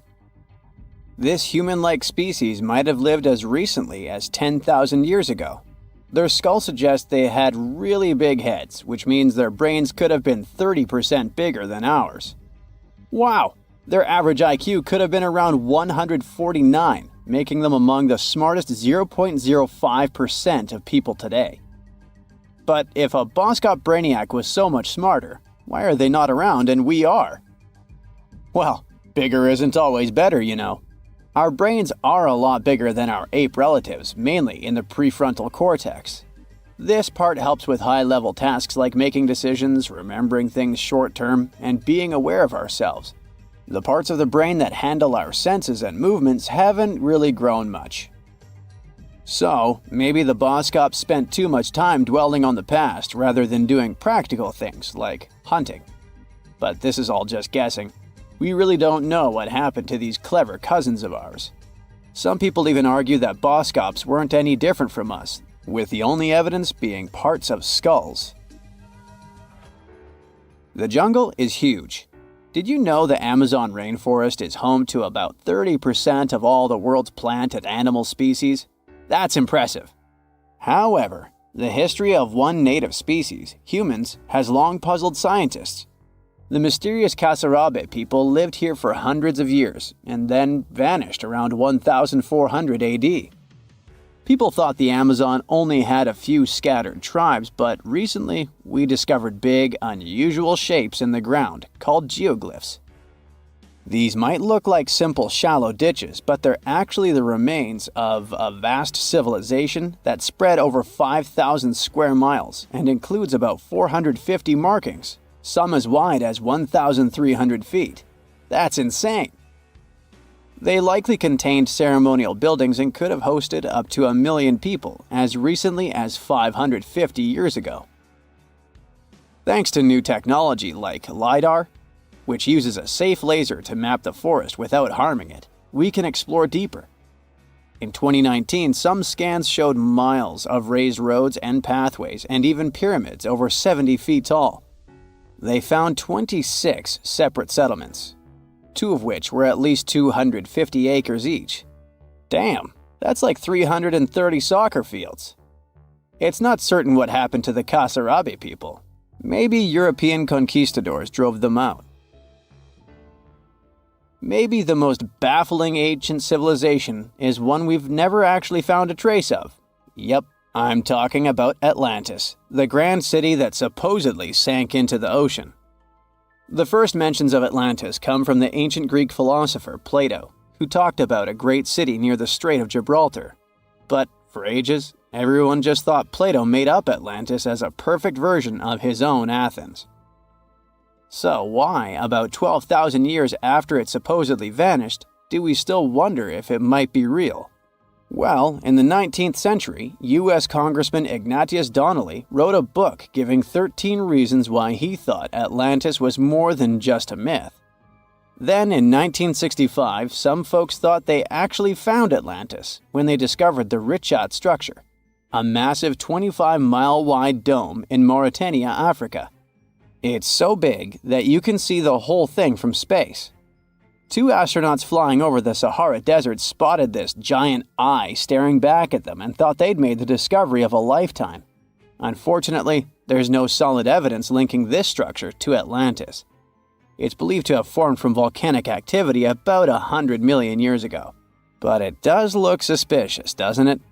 Still, we're no closer to knowing the truth. Imagine going back to about 3,300 BCE and finding yourself in South Asia. Welcome to the Harappan civilization. These people were way ahead of their time. They had cities like Harappa and Mohenjo-Daro, complete with baked brick houses, sophisticated drainage systems, and even public baths. This place might have had over 5 million people, making it one of the densest regions at the time. They also invented a system of standardized weights that was incredibly useful for traders. And trading they did. These people had connections stretching all the way to the Middle East, thanks to their great skills in metallurgy. They even had a form of ancient branding. The seals were used to stamp clay on trade goods. Despite being so advanced with a thriving urban life, there's a whole bunch of mystery shrouding their language and script. We've got bits and pieces of their writing, but no one's deciphered them yet, even with all the technology we have today.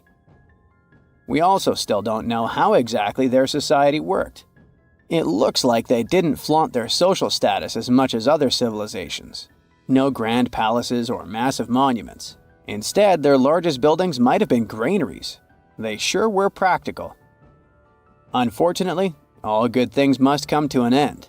Around 1800 BCE, this bustling civilization started to decline, possibly due to shifts in river patterns. As the environment changed, the Harappans packed up, moving towards more hospitable lands. Ever heard of the Minotaur? The beast with a bull's head and a man's body, hunting the bravest travelers in a massive maze. Well, this wasn't just any old tale. It was one of the most popular dramas of the ancient world. And it was inspired by this place, the island of Crete. The Minoans lived here during the Bronze Age. They had stunning palaces, amazing frescoes, and a culture so rich it still fascinates historians to this day. They built places like Knossos, which was so complex with its multi-story buildings and elaborate hallways that it might have inspired the whole labyrinth myth. Their engineering was so ahead of its time that even their drainage systems were more advanced than what many of us have today. Let me know in the comments which of these stories you find the most fascinating, and thanks for watching. Now, we wouldn't call this island mystical unless there were tales of giants living here. The island of Gozo in Malta is the backdrop of an ancient legend. Malta is an island country located in the Mediterranean Sea, just south of Europe. It's a very strategically located archipelago. Throughout history, it was ruled by many different societies, such as the Phoenicians, Greeks, Romans, and Carthaginians. One cold night, thousands of years ago, a farmer noticed the sky turn orange, then red, when he heard a loud thump. Although the ground seemed to be moving, this wasn't an earthquake. When he looked toward the woods, he saw a giant silhouette, taller than the trees.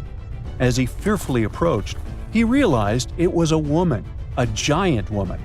She introduced herself as Sansuna. Unlike the terrible giants of many tales, Sansuna didn't want to exterminate the human race. She was loving and caring. She told the farmer that she and her people could help protect their land from invaders. The locals were pretty interested in this offer. Since Malta is located in an important commercial route, it was constantly being invaded. The story says that Sansuna settled in Malta, and sooner rather than later, she was moving things around. And when I say things, I mean monoliths. Sansuna carried huge stones on her shoulder to build a magnificent temple called Gigantia, which means place of giants. She even did this while holding her half-giant, half-human kid on the other shoulder. Some say Sansuna lived exclusively on beans and honey, although others replace honey with water.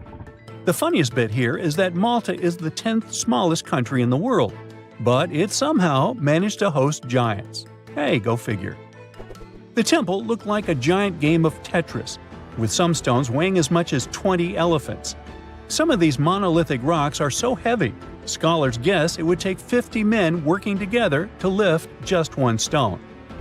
Now, as much as this is entertaining, humans never proved giants were real, so this story couldn't be true. There's a brief mention of a species of giants called the Nephilim in some ancient texts. The Nephilims would have been terrible giants that wreaked havoc on the earth and only survived until the Great Flood. But nobody ever found real proof of this species really existing on Earth, until this came along. The world of Maltese archaeology unearthed quite a few shocking things in the past years. One of them are known as the hypogeum skulls. Hypogeum is the Greek word for underground, and this incredible site was discovered in the first decade of the 20th century. Back then, Malta's National Museum director received an important phone call. Someone had accidentally dug some impressive bones and asked him to come check it out. The hypogeum looked like an underground city, filled with mazes and rooms that stretched along multiple floors. They were all made with similar limestones as the Maltese temples above ground. The hypogeum was filled with important relics and artifacts. Scientists quickly understood that the hypogeum was built as a type of final resting place for locals.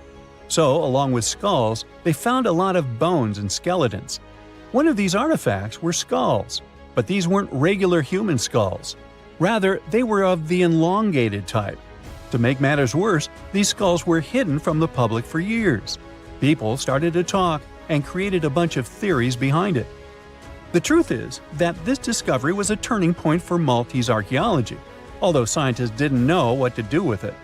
Some wondered if these skulls were natural or manipulated, since they knew some cultures in the world used head binds to alter their skulls. Other scientists threw in the hypothesis of little gray people or even the legendary giants. Some say that the elongated skulls could have been sculptures that worshipped otherworldly deities. There was no way to confirm any of these theories, so the question remained: who were the builders of Malta's megalithic temples? Now let's take a look at what scientists know. The Maltese megalithic temples have been standing strong since 3500 BCE, which is even older than the pyramids of Egypt. The main dilemma here is that these temples were built even before we invented writing, yet they required advanced technological skills to exist. The Gigantea Temple seems too absurd to have been built by humans. The South Temple has a corridor with 4 oval rooms on the sides, looking like a big shamrock leaf. In one of these rooms, scientists found altars decorated with spiral patterns. It looked like an altar of some sort, indicating early Maltese people used them for ritualistic purposes. The North Temple is similar but smaller, with a very low entrance that makes people crouch down to get inside. You get it? You need to bow down to their deities in order to get into this sacred place. I mean, one can't help but wonder about the secret reasons these ancient builders had to build such a huge temple. I'm thinking they probably cast one of Daenerys' dragons to move the monoliths around. Yeah, I'm joking here. But hey, remember the entrance to King's Landing? Yup, the series used the Medina Gates in Malta as the exterior of King's Landing during Episode 3 of Season 1. Anyways, back to the giants. The ritualistic theory of the whole thing won a few points when archaeologists uncovered these mysterious figures. They're popularly known as fat ladies. These tiny statues have round bodies and faces that show how much they enjoyed life. They kinda look like a miniature Sunzana, the giantess we talked about. Scientists believe these were statues that celebrated well-being and prosperity. It does prove that the people of the time had advanced craftsmanship skills, and they were pretty intentional with their constructions and art manifestations. One of these statues is known as the Sleeping Lady. This Neolithic piece of art depicts the figure of a large woman lying on her side sleeping. After studying it deeper, scientists guessed this statue was meant to represent the Great Reaper. It was found in the hypogeum, which we now know was a huge resting place. This specific statue is different from all the other fat ladies, starting with the hair and the embroidered skirt. Then there's this statue. This is supposed to represent an 8-foot-tall woman and the rim of her skirt. She was discovered in the most unusual of ways. A farmer was trying to plow his field, but he kept hitting large blocks of stone. All the way back in 1915, the farmer called Malta's National Museum director and asked him to come check it out. Some think this is all the proof you need to confirm that Sansana was real. Others aren't all that sure. But that's not all. The place where this giant statue was buried revealed one of Malta's most impressive archaeological sites, the Tarsian temples. The temples were made from limestone blocks. Some are 20 feet tall and weigh around 20 tons. Zamet, the museum director, kept digging and discovered multiple sites made of megalithic stones. All of them supposedly built by Stone Age farmers, all stranded on a remote island in the Mediterranean Sea thousands of years ago. It just doesn't make sense. I mean, look at these temples in Manidra. This is probably the world's earliest calendar. On the equinoxes, the sun passes directly through the main doorway, straight down the central axis. On the solstices, there are two superb variations. During the summer solstice, the rays fall on the edge of the megalith to the left of the doorway, and during the winter, the rays fall to the right side of the doorway. It's astronomical precision at its finest. And what about the structures in the Hall Tarsian that we've already talked about? This complex is the oldest one in all of Malta. It was built with the purpose of doing animal offerings to deities. Scientists confirmed this by unearthing numerous animal bones buried in the soil. They also found a great collection of spirals, indicating that the locals also used this temple for ritualistic purposes. Overall, there are 7 megalithic temples in Malta, each more impressive than the other. Scholars keep on digging to see if they can uncover the truth, much like researchers do with the pyramids of Egypt, the lost Mayan cities in the Americas, and other sites. Tunnels, metro, underground systems, and even secret passageways to the houses of the rich and famous. Why else do we need tunnels, you may wonder? To hide. Many cities have underground tunnels and even underground doppelgangers. Now let's make it clear.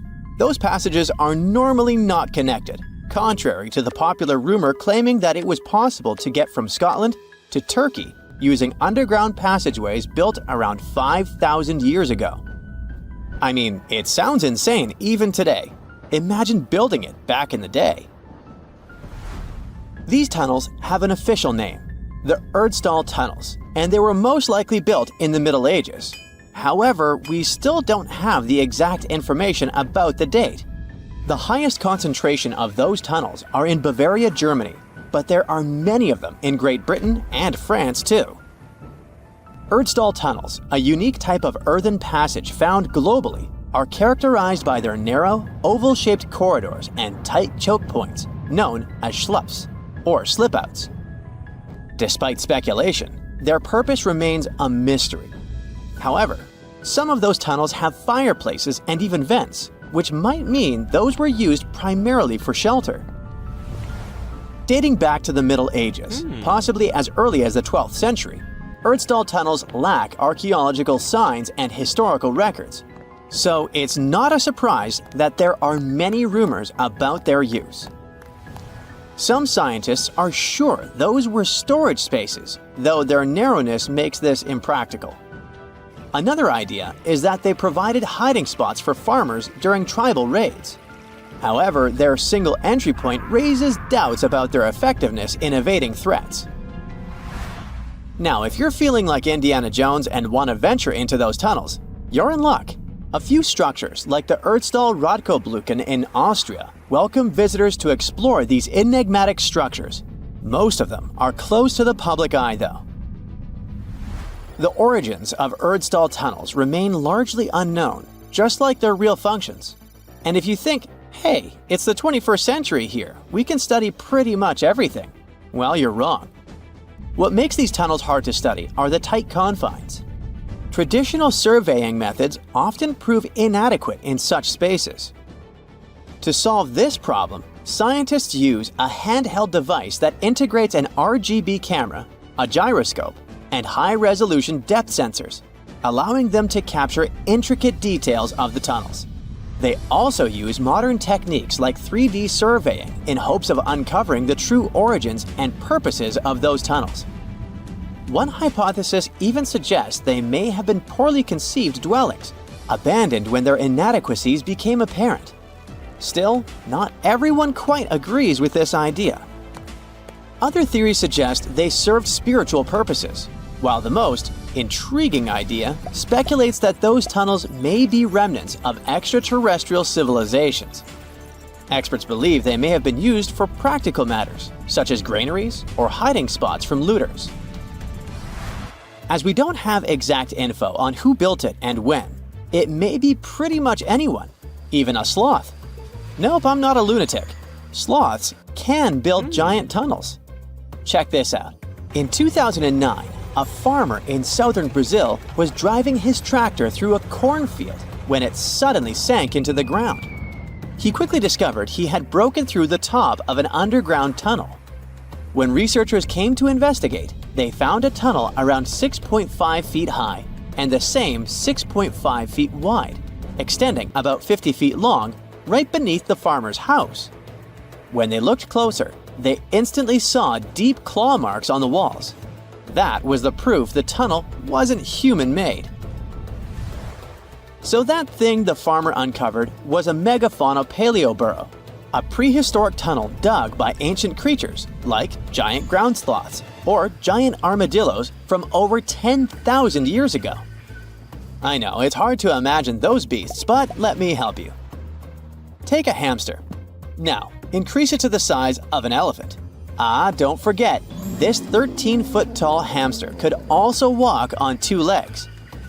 During their time, around 15 million to 10,000 years ago, many species of sloths and giant armadillos roamed the Americas, some even digging similar tunnels. Today, many of these tunnels are filled with sediment, though some remain clear, similar to the one the farmer discovered.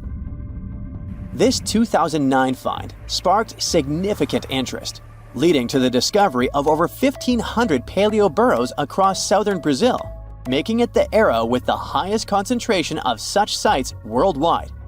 But no one knows exactly why there are so many of them in southern Brazil. While some paleoburrows exist throughout South America, none have been found in North America, which is weird since those huge sloths roamed the entire continent. The exact purpose of these large tunnels remains a mystery, but scientists believe they may have served as nursing spaces, temperature regulation, or hibernation areas. Tunnels likely developed over centuries as successive generations of sloths and armadillos expanded them. Now, let's take a look at fugus. No, not the Japanese fatal delicacy, and no, not a town in New Guinea. To see them, we gotta travel to the UK. So fugus are underground structures too, but they don't look exactly like tunnels. They are dry stone structures.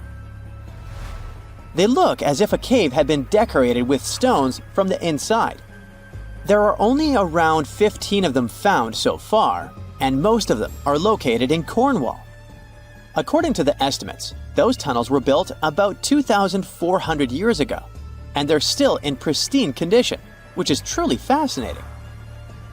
I mean, back in the day, people had no cool machinery whatsoever, yet their structures still last. And if you dare to buy an apartment today, well, chances are you won't be too happy about the quality. Going back to our fugus, there's nothing extraordinary about their supposed purpose. They could be used for spiritual purposes, as a place to hide, or a food storage. The latest application, though, is a bit weird.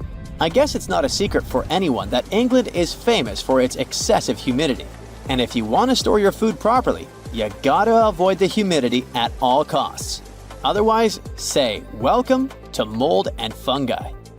But ancient people weren't dull-witted at all, or they wouldn't have survived, and you and I wouldn't be around now. So they might have adapted those fugus to store just some products, those that already had natural molds in them, assisting in the preservation of perishable food, like milk, butter, and cheese. But hey, those are just speculations.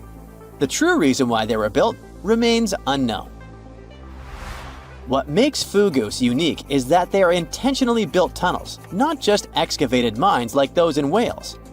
They were crafted by digging deep trenches, lining them with stone slabs, covering them with capstones, and then filling over them, all of which took significant time and effort. Still, no matter how hard those were to construct, cities around the globe are often built over intricate tunnel systems, each unique to its location. For instance, Paris is famous for its extensive underground quarries, which were abandoned years ago, but still pose a risk of collapse in certain areas above. London boasts one of the largest tunnel networks in the world, including many that were specifically created for military purposes.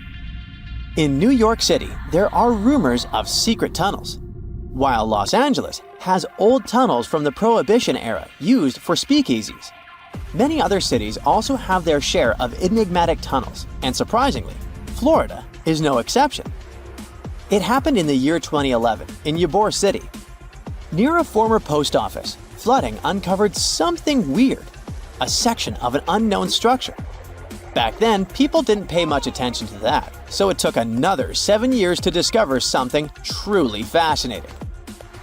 This historic neighborhood was founded in the 1880s, but it remained unknown until 2018 that it also has a hidden tunnel network. We only learned of it because of renovation work. The exact purpose, of course, is unknown, but most scientists are pretty sure that they serve to connect to early gaming spots and the port of Tampa. Figuring out how extensive the tunnel network is tricky. In 2018, a historic home in Seminole Heights revealed locked doors leading to tunnels from the 1920s. One local even said he traveled through a tunnel for 20 minutes. Rumors suggest some tunnels connect to the Hillsborough River and Ybor City. Research is ongoing, but no new info has emerged yet. Remember the Neanderthals? Our superstar humanoid cousins of the Pleistocene era in all their wide-nosed and slope-foreheaded glory? They roamed through Europe and Asia for over 350,000 years before they vanished. This was around the same time our ancestors, the Homo sapiens, decided to take a vacation from Africa and explore the world. We may never know what truly happened to the Neanderthals and why they didn't make it to the present times, but thanks to some hefty archaeological digging and impressive fossil finds, we now know a bit more about them. One theory for their disappearance is that the climate wasn't suitable for them anymore. Supporters of this idea think Mother Nature turned on the Neanderthals and sent them packing. Unfortunately, if we look at Neanderthal archaeological sites in Italy, for example, there are no signs of weather catastrophes that could have wiped out this entire species. Others believe there was a bit of resource competition between Neanderthals and humans. That's why specialists also dug around several other archaeological sites where Neanderthals and sapiens might have rubbed elbows for about 3,000 years. In this case, it does seem that the Neanderthals were a bit behind with their tools. Their technology was like flip phones in the age of VR. But who knows if these two species ever crossed paths in that particular region? The evidence is still fuzzy. How they went extinct isn't the only information we're curious about when it comes to Neanderthals. Other scientists, for instance, are trying to decode some of the Neanderthal molecular barcodes to identify their specific traits, some of which you might share, believe it or not. Sure, Neanderthals as a whole species did, in fact, go extinct, but that's not to say remnants of their DNA can't be found in humans. Now, you know how things go when folks live near each other. Some genetic mixing was bound to happen. The evidence? A dash of Neanderthal DNA which was found in modern folks. Now, this is where the plot thickens. Scientists thought that since Neanderthals never lived in Africa, their DNA wouldn't be found in modern African populations. Well, it turns out that African people have about 0.5% Neanderthal DNA too. This doesn't mean our Neanderthal relatives simply teleported through African territories without leaving any trace behind. What this discovery actually implies is that early humans might have visited Europe, mixed their genetic material with that of Neanderthals, after which they returned to Africa. That's a lot of migration. How did we stumble upon that Neanderthal DNA these days, you might wonder? Well, scientists gathered thousands of people from all around the world. Participants came from places like East Asia, Europe, South Asia, America, and Africa. Percentages may vary, sure, but around 20% of the good old Neanderthal DNA is still found in US modern folks. Sure, the average Joe only carries about 2% of that caveman swagger. If you're from certain places or families that have a smidge more Neanderthal in their gene soup, you're looking at 3% tops. Is there anything in particular that we share with our long-gone humanoid cousins? As it turns out, our Neanderthal ancestors gifted us more than just their company for some thousands of years. They also passed down the incredible legacy of their noses. Well, you see, the Neanderthals were outfitted with some seriously high-rising sniffers. These weren't just cosmetic, they were also quite the asset in chilly climates. The icicle-dripping, teeth-chattering kind of cold where your breath could freeze before it leaves your lips. During those days, the Neanderthal noses worked as personal heaters, warming and humidifying the cold, dry air they inhaled. For that kind of extreme weather, these impressive nasal skyscrapers turned out to be quite handy. When our Homo sapiens ancestors decided to leave the sunny savannas of Africa for a spot of frostbite up in Eurasia, they bumped into the Neanderthals. This encounter resulted in not just an exchange of pleasantries, but also an exchange of genes that coded for larger noses. This newfound genetic nugget was discovered by scientists who dug deep into the DNA of over 6,000 volunteers. To complete the study, these scientists meticulously compared this genetic data to snapshots of the volunteers' faces. They measured the distances between various points on each face, such as the height of the volunteers' nose bridges. They then played a game of spot the genetic marker to identify if certain facial traits were linked with specific genes. By the end of this exciting chase, they hit the jackpot. 33 shiny new genome areas were linked to facial features. One standout gene, named ATF3, was traced back to our Neanderthal ancestors and seemed to be the maestro of controlling nose height. Participants with Native American ancestry had Neanderthal hand-me-downs in this gene, contributing to their taller noses. Think of the ATF3 gene as a Neanderthal housewarming gift to us humans as we stepped into colder climates from Africa. Interestingly, this isn't the first time our ancestors have played pass the gene. Back in 2021, the same research team uncovered a gene influencing lip shape called TBX15. This gene was a little love note from the Denisovans, another set of our ancient relatives, who lived in Asia and went extinct around 30,000 years ago. Another part of the scientific community believes our Neanderthal buddies had this weird genetic feature when it came to their brains. Is that why they didn't make it? Through this theory, it was suggested that US humans might owe our brainy edge to a quirky gene mutation. This mutation gave our neocortex, that's the smarty pants part of the brain, a little population boom in the neuron department. This amazing gene of ours isn't all that different from the Neanderthal version. It's just one amino acid off. Just like ordering a coffee with one sugar instead of none. This tiny tweak is found in virtually all modern humans. Meanwhile, our extinct relatives, the Neanderthals, Denisovans, and other primate pals, all missed the mutation memo, at least according to the study. Now, let's not get ahead of ourselves. Just because we have more neurons doesn't necessarily mean we're geniuses by comparison. But these results do suggest that we might have rewired the brain in a way that gave us a cognitive leg up. Also, it's not all about this lone amino acid difference. It's just a piece of the puzzle. Scientists have previously found a whopping 96 differences between our DNA and that of Neanderthals that could have potentially affected our different outcomes as species.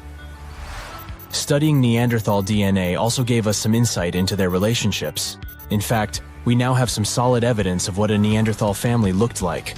And surprisingly, it's not really that different from ours. For this study, researchers gathered information from a Neanderthal archaeological site located in Asia. They discovered that one particular family included a doting Neanderthal dad, his teen daughter, and a sprightly young lad who was possibly their nephew or cousin.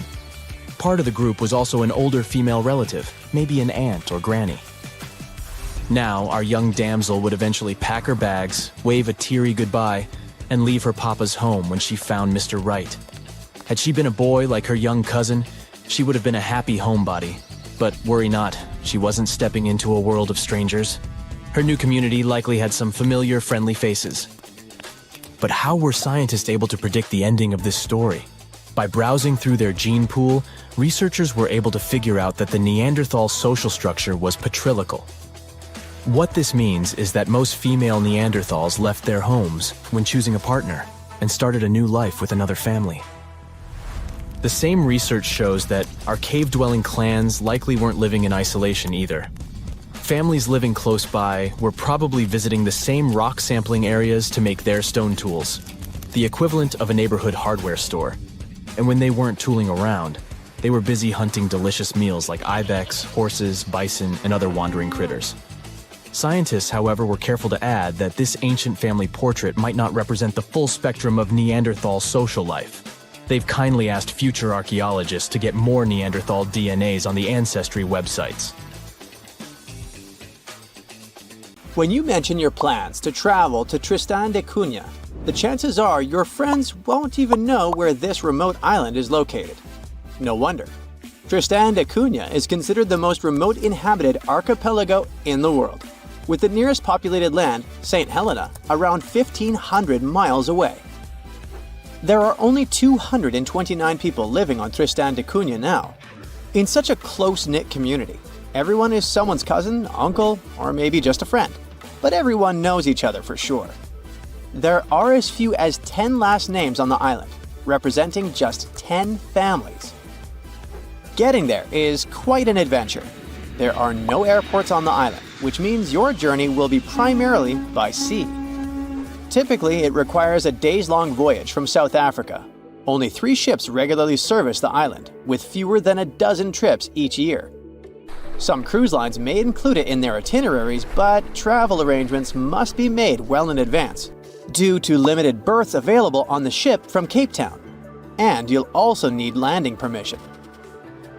While Tristan doesn't have traditional hotels, there are several guest houses, and you might also have the chance to stay with a local family.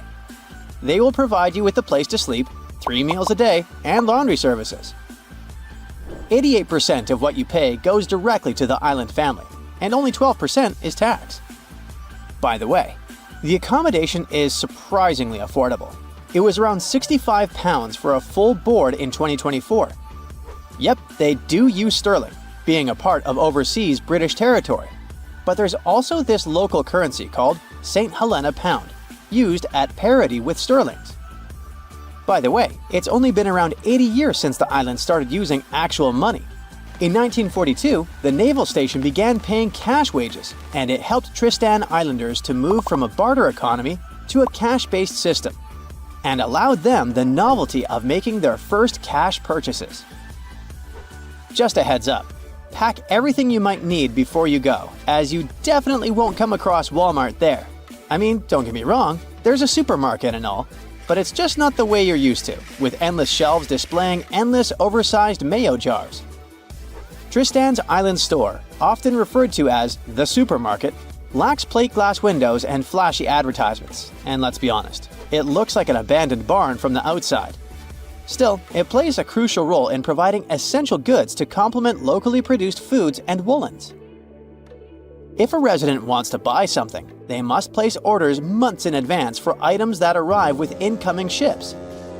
The store operates Monday through Friday. Today, the islanders continue to cultivate their own crops and raise livestock. The supermarket has become a vital source for other essentials like flour, sugar, and a variety of groceries including frozen bread and products typical of the UK or South African supermarkets. And even though the island's economy relies heavily on fishing, especially rock lobsters, islanders are largely self-sufficient. Let's move to another destination that's super hard to reach, but this time it's a level up in difficulty. I'm talking about the notorious Hypoxia City, the place with the smallest amount of oxygen on the planet. Sure thing, it's a nickname. The real name is La Rinconada. This place is located in Peru. Getting there means climbing over 16,000 feet up into the mountains. And what did you expect from the highest city on Earth? Despite its hard-to-reach location, it houses way more people than Tristan da Cunha, between 30,000 and 50,000. And while the island in the middle of nowhere looks idyllic, the Peruvian city of La Rinconada has very different looks. The urban layout features predominantly low-rise residences where essential services are limited. La Rinconada is without a reliable supply of running water and lacks a sewage system. The community does not have a waste collection service, which forces residents to either burn or bury their garbage. Moreover, up until the early 2000s, La Rinconada did not have access to electricity. Most things, including the most essential foods, must be brought here from outside. Despite originally being a miner city, right now it has a wider range of activities to make your living. Some people are busy with trading, food, clothes, you name it. Others provide services, and some people even open public restrooms. Architectural-wise, La Rinconada has very little to offer. The pattern is quite predictable. Huts made from corrugated metal that are unstable and rusting. The choice of materials is dictated by practicality. These metal sheets are the lightest and easiest for miners to transport to the glacier. Unfortunately, the homes lack proper insulation, leaving residents shivering in the cold even though they have access to wool from local sheep, which is an excellent insulator. Sturdier rock homes exist but are rare, typically inhabited by wealthier miners. While the architecture might not be particularly captivating, the vistas certainly are. In nearly every spot in La Rinconada, a glance upward reveals La Bella Durmiente, or Sleeping Beauty, a massive glacier towering over the town. Getting to La Rinconada is very hard. First, you'll need to fly into Alejandro Velasco Astete International Airport in Cusco, Peru. Once you're in Cusco, you can catch a train or a bus to Puno, which is right by Lake Titicaca. Here's where it gets a bit tricky. The only way to really get up to La Rinconada is by hitchhiking or finding a ride into the mountains. There might be some buses, but they don't run on a set schedule. If you're up for it, you can rent a car, but be warned, the roads can be pretty rough and tricky to navigate. So a little extra caution goes a long way on this adventure. Unlike Tristan da Cunha, where they adopted cashback in the 1940s, La Rinconada doesn't rely much on it. The economy of this place is based mainly on gold mines. The mines are unguarded, unregulated, and often dangerous. Miners work for 30 days under a cachorreo system, where on the 31st day, they're allowed to take as much ore from the mine as they can carry as a form of payment. La Rinconada has no bank, but it has many storefront fund transfer agencies, which miners use to wire money to their families. Still, they never know how much they're gonna send. Our next destination is Svalbard, a place that might seem unwelcoming due to its climate. But locals embrace everyone with open arms. No visa is required if you want to visit or even work there. Located near the top of the world, Svalbard offers a unique and remote charm. The capital, Longyearbyen, is home to a fascinatingly diverse community, with over 50 nationalities represented among its 2,400 residents. You might even spot a polar bear wandering into town on occasion. The living space is compact. There's just one grocery store, and the streets are numbered instead of named, adding to the town's distinctive feel. Longyearbyen also boasts a university center with around 300 students. Interestingly, every student must learn to use firearms for safety in the surrounding wilderness. Originally, it was founded as a mining town, just like La Rinconada, but the focus has shifted mainly to tourism. However, a quirky tradition remains from its mining days. Visitors and residents alike take off their shoes when entering hotels and restaurants, a practice born out of the need to keep coal dust at bay. The last destination for today is Palmerston Island, a remote coral atoll in the Cook Islands, located about 290 miles northwest of Rarotonga. Famous traveler James Cook visited it on June 16, 1774, and the place was uninhabited at the time, despite ancient graves found there. Today, the island supports a small population of just 25 residents, primarily descendants of 19th century English sailor William Marsters.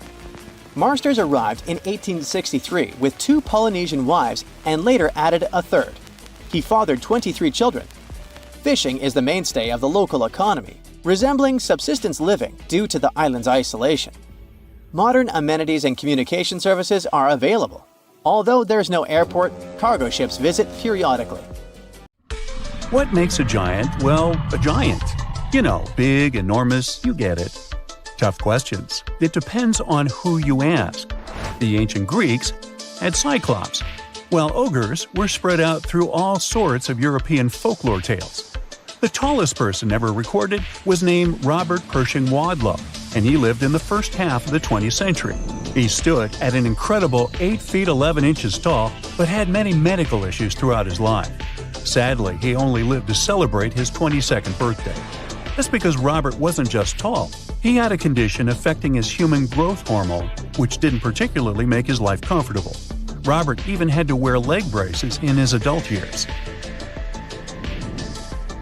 During that same time, incredible discoveries were reported in North America.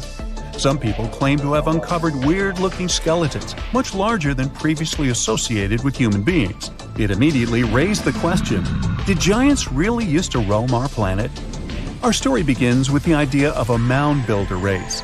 Some scientists back in the day claimed that these massive earthworks in places like the Mississippi Valley, called the Grave Creek Mound or the Great Serpent Mound, were built by some sort of prehistoric type of human, much larger and stronger than us Homo sapiens are today. From around 1812 to the 1860s, almost everyone in America writing about history was covering this mound-building race. However, not everyone agreed with the theory. There was this naturalist named Benjamin Smith Barton, for example, who warned about jumping to conclusions about giants. He believed that just because people discovered some big bones, they shouldn't immediately think of giants. But people didn't listen. Really? They simply wanted to believe about huge human-like creatures, despite not having any real scientific evidence. Newspapers were filled with these giant stories. They described finding giant skeletons, even featuring weird body parts. Con artists took advantage of the whole frenzy, with some putting together skeletons out of wood and rawhide and touring them as proof of the long-lost race of giants. Eventually, in the 1930s, an anthropologist from the Smithsonian took it upon himself to debunk the whole mystery. And his conclusions were straightforward. All those giant skeletons that were supposedly uncovered were either hoaxes or simply animal bones that were wrongly identified as belonging to humans. He also said that those who claimed to have discovered ancient giant remains were just not that good with human anatomy. You would think that's how the story ended. Well, it didn't.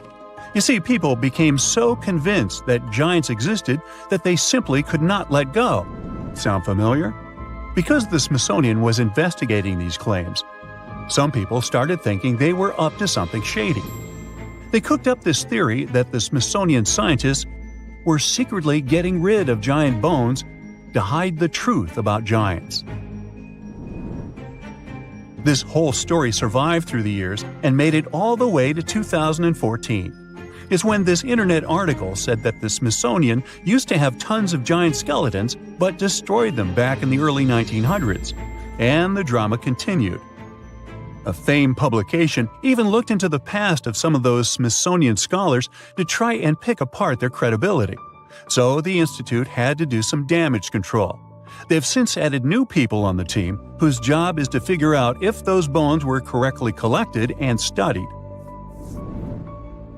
Now, it wasn't just North Americans that claimed to have stumbled upon giants. The French had their own discoveries too. Their story takes us back to 1890, when an anthropologist was digging around a Bronze Age site in Castelnau, France. What he found were 3 bone pieces that looked like they came from a giant human. The findings included a massive thigh bone, a shin bone, and a regular upper arm bone known as a humerus. Now, if we put all these bones together and calculate the proportions, they lead us to this towering figure, somewhere between 10 and 11 feet tall.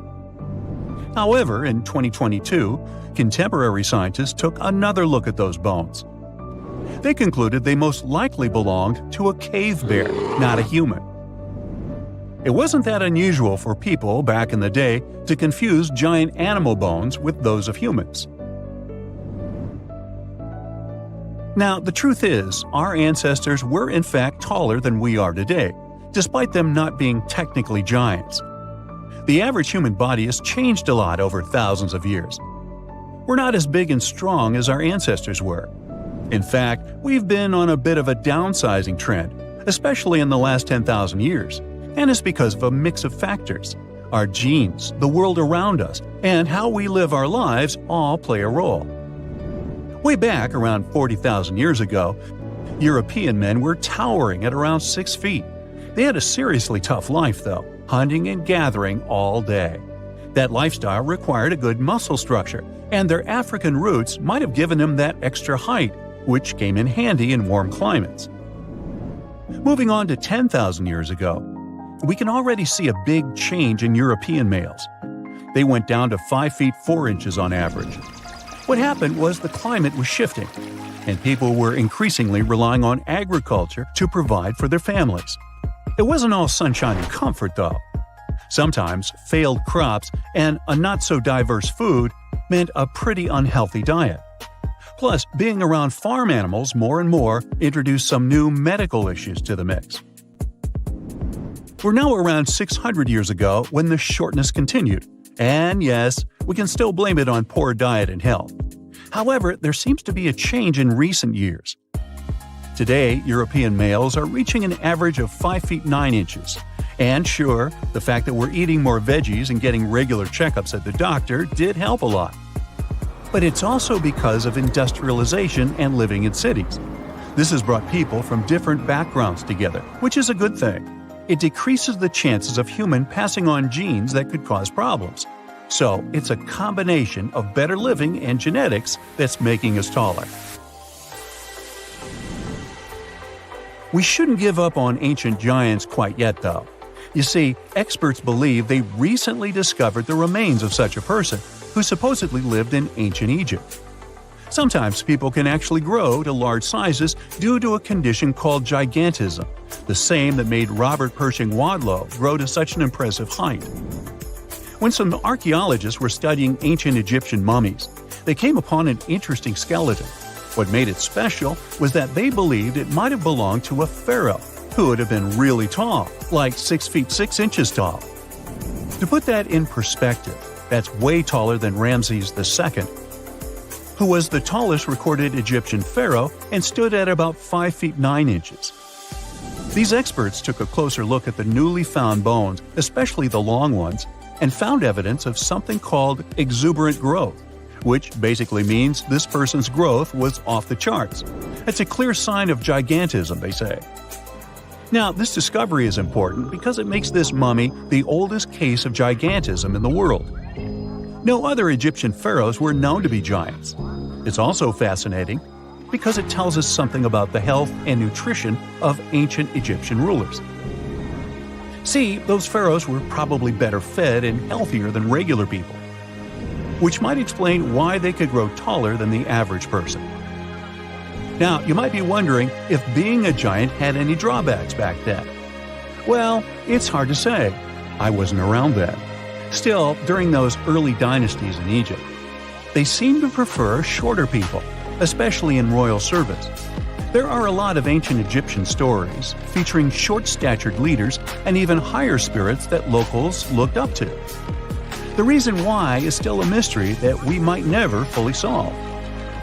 But since this mummy was found in an elite tomb, it's possible that being a giant didn't have a social stigma attached to it at the time.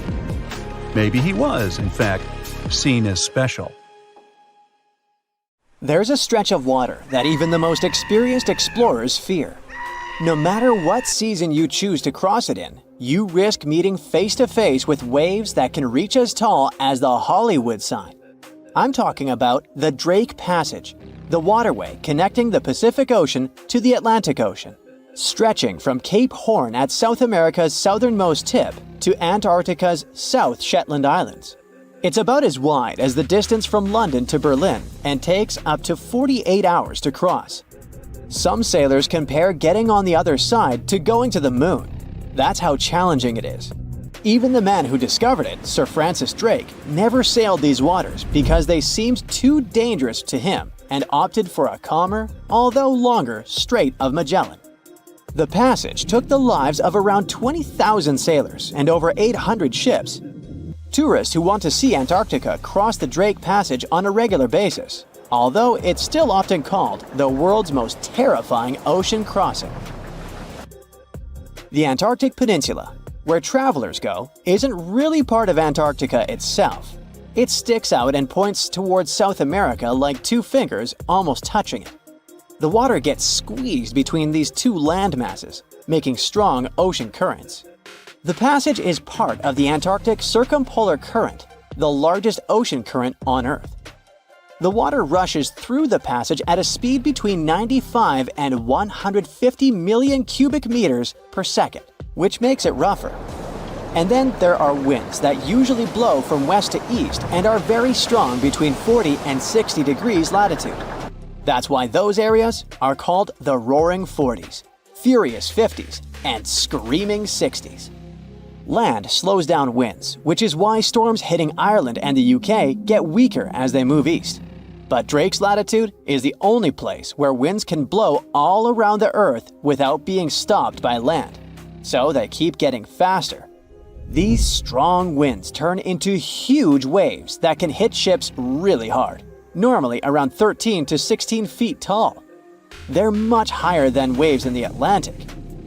Drake Passage also has underwater mountains that you can't see.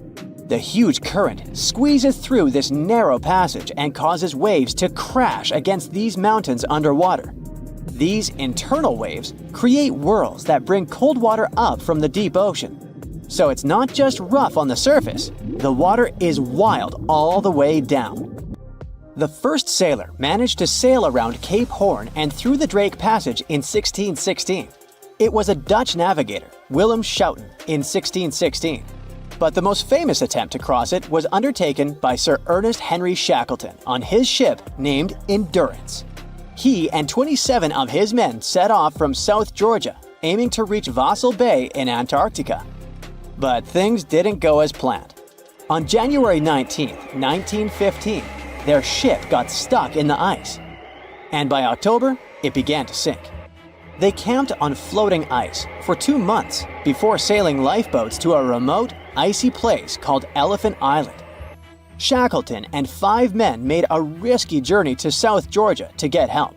It took them 15 days to cross Drake Passage with hurricane winds. Finally, they arrived safely and organized a rescue for the rest of their crew. Scientists found the shipwreck of Endurance only in 2022, 10,000 feet below the water. In December of 2019, 6 fearless athletes decided to cross the Drake Passage by rowing a boat for the first time in history. It took them 12 days of non-stop rowing with a 90-minute rotation of rowers. They managed to do it, and it was probably the hardest possible way to cross the passage. The athletes mentioned it was cold, wet, and dirty, and the waves hit them like walls.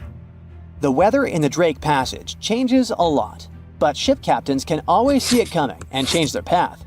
They will move the departure time to have a safety margin and not to get stuck in the middle of the passage in the worst possible conditions. Sometimes, the journey will be smooth and calm, and they call it Drake Lake. Other times, people on the ship will feel rough waves, which is called Drake Shake.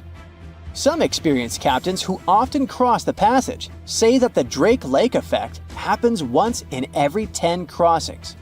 And they see the Drake Shake once or twice in every 10 journeys. A schooner or a kayak will probably not survive the journey among giant waves, but modest vessels and cruise ships have sturdy hulls and advanced stabilizing mechanisms. So, the journey isn't that dangerous anymore, but still, it's quite an adventure, especially if you're seasick. If you don't feel like risking it but want to travel from the Pacific Ocean to the Atlantic Ocean by water the fast way, the Panama Canal is waiting for you. People first started thinking about making a water path across Panama in the 16th century. Back then, a Spanish explorer found out that only a thin piece of land separated the two oceans. But it seemed impossible to build it because of the mountains and thick jungle, so the idea had to wait a couple of centuries. Finally, in 1880, France, led by the man who built the Suez Canal in Egypt, tried to make the canal. But the people who started the construction soon found out it was much harder than it looked on a map. The land in Panama was one of the toughest and most dangerous places to dig a big waterway. Workers had to literally move huge mountains in a jungle full of snakes, where it was really hot and rainy. During the wet season, heavy rain turned rivers into wild rapids and soaked the workers. Sometimes, they didn't see the sun for 2 weeks, and their clothes stayed wet all the time. Big rocks were falling, and tiny mosquitoes that carried malaria made people very sick. And then, an earthquake happened on top of everything. They were losing thousands of people. That's why France decided to abandon the project after 7 years. Then, the United States bought the French assets in the canal zone and finished it by 1914. It cost the US around $375 million. The 50-mile-long passage of water saves ships traveling between New York and San Francisco 7,872 miles. Around 14,000 ships use it every year and pay around $1.8 million in tolls. So it looks like it all paid off. Another challenging waterway in this part of the world is the Amazon River. It's around 4,300 miles long and flows through 3 countries with over 30 million people living in its basin. But there isn't a single bridge across it. The river has many marshes and soft soils, so engineers would need to build very long bridges and very deep foundations, which costs a lot of money. Building bridges over deep water is tough, but in other places in the world, engineers can use things like floating platforms to help. The river's path and water levels change a lot during the year. During the dry season from June to November, the river is usually 2 to 6 miles wide. But in the wet season from December to April, the river can become as wide as 30 miles. And the water level can rise by 50 feet. That's why they can't build floating bridges or pontoons. The riverbanks are made of soft dirt that moves and erodes with the seasons, and it makes things even harder. It would have to be an absolutely unique project to overcome all these challenges. Luckily, there's no pressing need for a bridge across the Amazon right now. The river mostly goes through areas that are sparsely populated, so there aren't so many major roads to be connected by bridges. Hey, if you think Stonehenge is one of the oldest stone monuments ever, well, let me introduce you to Göbekli Tepe. Buckle up, we gotta travel to Turkey to meet this really old guy. Yeah, he's too old to travel. Jokes aside, Göbekli Tepe, an archaeological site located in southeastern Turkey that dates back to the Neolithic period, around 10,000 BCE. It's considered to be one of the oldest and most significant archaeological discoveries in recent times. The site consists of a series of circular and rectangular structures made of stone pillars. Yeah, it does look like its younger brother Stonehenge. Some of those pillars are decorated with intricate carvings of animals and other symbols. Now, you may be wondering, hey, why on earth did they make such a fascinating building? What was its purpose? Sorry, I got no answer for that. The purpose of the site is still unknown, but it is believed to have been a ceremonial center for the ancient people who lived in the area. The discovery of Göbekli Tepe has challenged long-held beliefs about the development of human civilization, as it suggests that complex societies may have emerged much earlier than previously thought.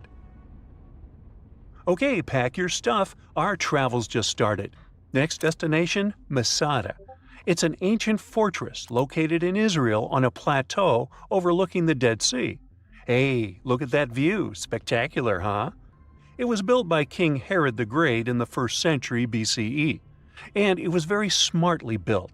Within the fortress, there were various facilities such as storehouses, barracks, a palace, and a set of cisterns capable of holding approximately 40,000 cubic meters of rainwater. People living there believed that the collected runoff from a single day's rainfall could provide sustenance for over 1,000 individuals for a period of 2 to 3 years. Access to the fortress was limited to 3 steep and winding paths leading up to fortified gates. Still, at one point, The fortress was occupied by people who had fled Jerusalem after the city was captured by the Romans. They held out against the invaders for several months, but eventually they were defeated. But these guys didn't surrender. The story of Masada has become a symbol of resistance and bravery. Today, Masada is a popular tourist attraction and a UNESCO World Heritage Site.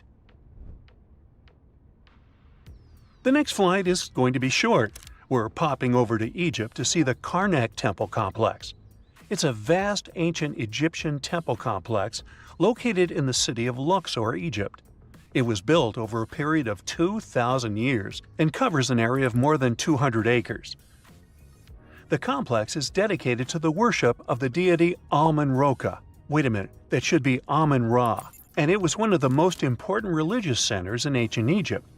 The Karnak Temple consists of several temples, chapels, and other buildings, including the Great Temple of Amun, the Temple of Khonsu, and the Temple of Ptah. Ptah! The Great Temple of Amun is the largest and most impressive temple in the complex, with massive columns, statues, and other decorations. One of the most famous features of the Karnak Temple complex is the Avenue of Sphinxes, which is a long avenue lined with Sphinx statues that leads from the entrance of the complex to the Great Temple of Amun. Another notable feature is the Hypostyle Hall, which is a massive hall with 134 columns that are over 70 feet high. The Karnak Temple Complex is a popular tourist attraction and a UNESCO World Heritage Site. It's considered one of the most important archaeological sites in Egypt and provides a fascinating glimpse into the religion and culture of ancient Egypt. Hey, we can't hop on the next flight and leave Egypt until we see the Pyramid of Djoser. It has another name, by the way. It's also known as the Step Pyramid. This ancient Egyptian site is located in Saqqara. It was built during the 27th century BCE for the pharaoh Djoser by his architect Imhotep, who is considered one of the most important figures in Egyptian history. People believe this pyramid is the first monumental structure built entirely of stone and is an important example of early Egyptian architecture. The pyramid originally stood at 203 feet tall and was surrounded by a complex of buildings and courtyards. It was constructed in 6 layers, each smaller than the one below it, giving it the distinctive step-like appearance.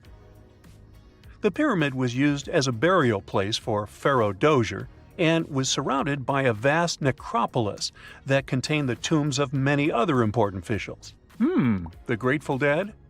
The Pyramid of Djoser has several renovations and additions over the centuries, including the addition of a limestone casing that covered the original step structure.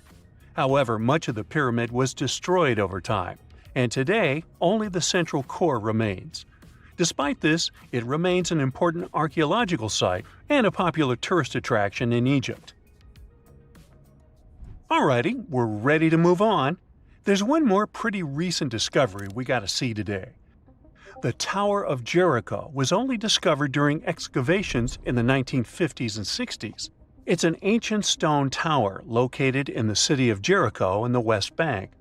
Just like Göbekli Tepe, this one is believed to be one of the oldest stone structures in the world, dating back to approximately 8000 BCE. The tower stands at over 28 feet tall. It's made up of 2 main sections, an inner tower and an outer tower, which are connected by a series of stairs. The purpose of the Tower of Jericho is not entirely clear, but it is believed to have served as a defensive structure or a watchtower. It may have also had religious significance, as it was located near a sacred spring.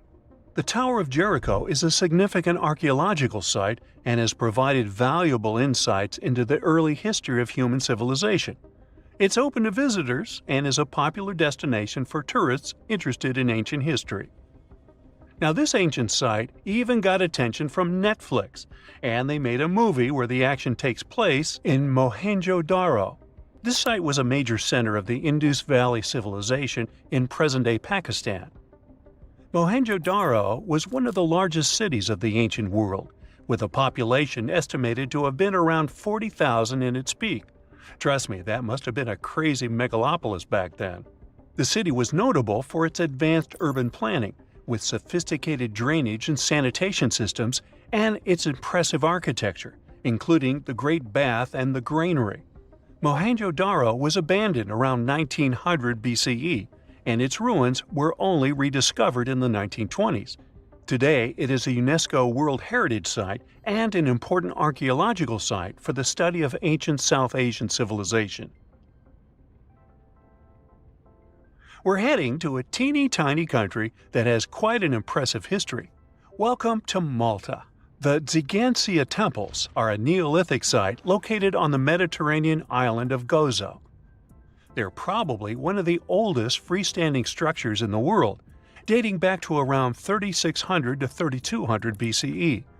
The temples consist of two megalithic structures, each with multiple rooms and altars. The name Xigantia means giant tower in Maltese, as people believe that only giants could have built such massive structures. The temples are believed to have been used for religious purposes and are considered to be an important example of prehistoric architecture. They were added to the UNESCO World Heritage List in 1980. Well, you must be pretty tired, but there's one more place we gotta visit today. Our plane is already landing in Armenia, and we're here to see the Temple of Garni.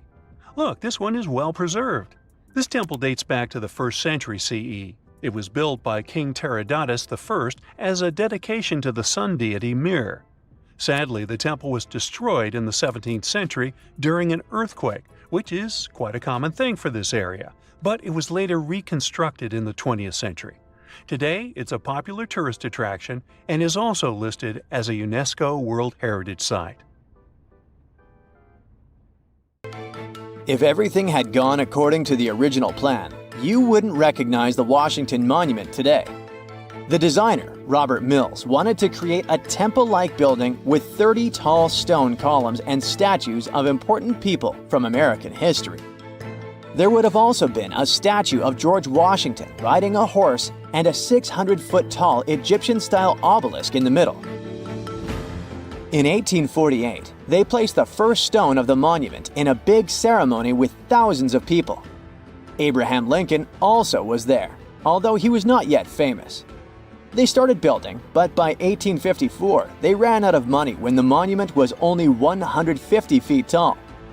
Finally, 22 years later, President Ulysses Grant gave the project federal money to finish the monument. By then, tastes had changed, and they decided not to build the temple part of the base. Since the project had stopped for so long, the stone colors couldn't match perfectly. That's why the bottom of the monument is lighter than the top. When it was finished, the Washington Monument was the tallest structure in the world. But 5 years later, the Eiffel Tower was built, and the monument had to give away the champion's title. Years before the JFK Airport started functioning, the Empire State Building was supposed to serve as one. Yep, the iconic New York's landmark antenna wasn't designed for King Kong to climb it, but as a mooring mast for giant airships. The leader of a group of investors erecting the building, Alfred E. Smith, imagined that passengers would walk down a ramp and be out on the streets of New York just 7 minutes later. But the man in charge of a famous airship called the Graf Zeppelin didn't think this idea would work out. He said that landing a dirigible was very difficult and needed lots of workers on the ground to help, plus long ropes to tie the airship down. A dirigible tried to dock at the Empire State Building only once in history, in September 1931. The pilot had to carefully steer the airship around the top of the building for 3 minutes. The winds were really strong, blowing at 40 miles per hour, which made it really tricky. Traffic in the streets below stopped for over half an hour as people watched the airship trying to land. Mount Fuji has become one of the symbols of Japan as a mountain peak, but it's actually formed by 3 different peaks. There's a legend that says Mount Fuji was created in one night by an earthquake in 286 before the Common Era, but geologists believe it's much older. The first of the peaks began developing about 700,000 years ago. 2 old mountains are part of Fuji's foundation. About 100,000 years ago, a new part grew on top of these. The volcano we see today started forming 11 to 8,000 years ago. Compared to other volcanoes, it is still considered pretty young and active, although the last time it erupted was over 300 years ago. Whenever there's a serious earthquake in the area, there's a risk it will erupt again. Thousands of people still climb it every year. You could technically live inside the Eiffel Tower if you really wanted to. Gustav Eiffel designed the tower to feature a private apartment for himself right at the top of the construction.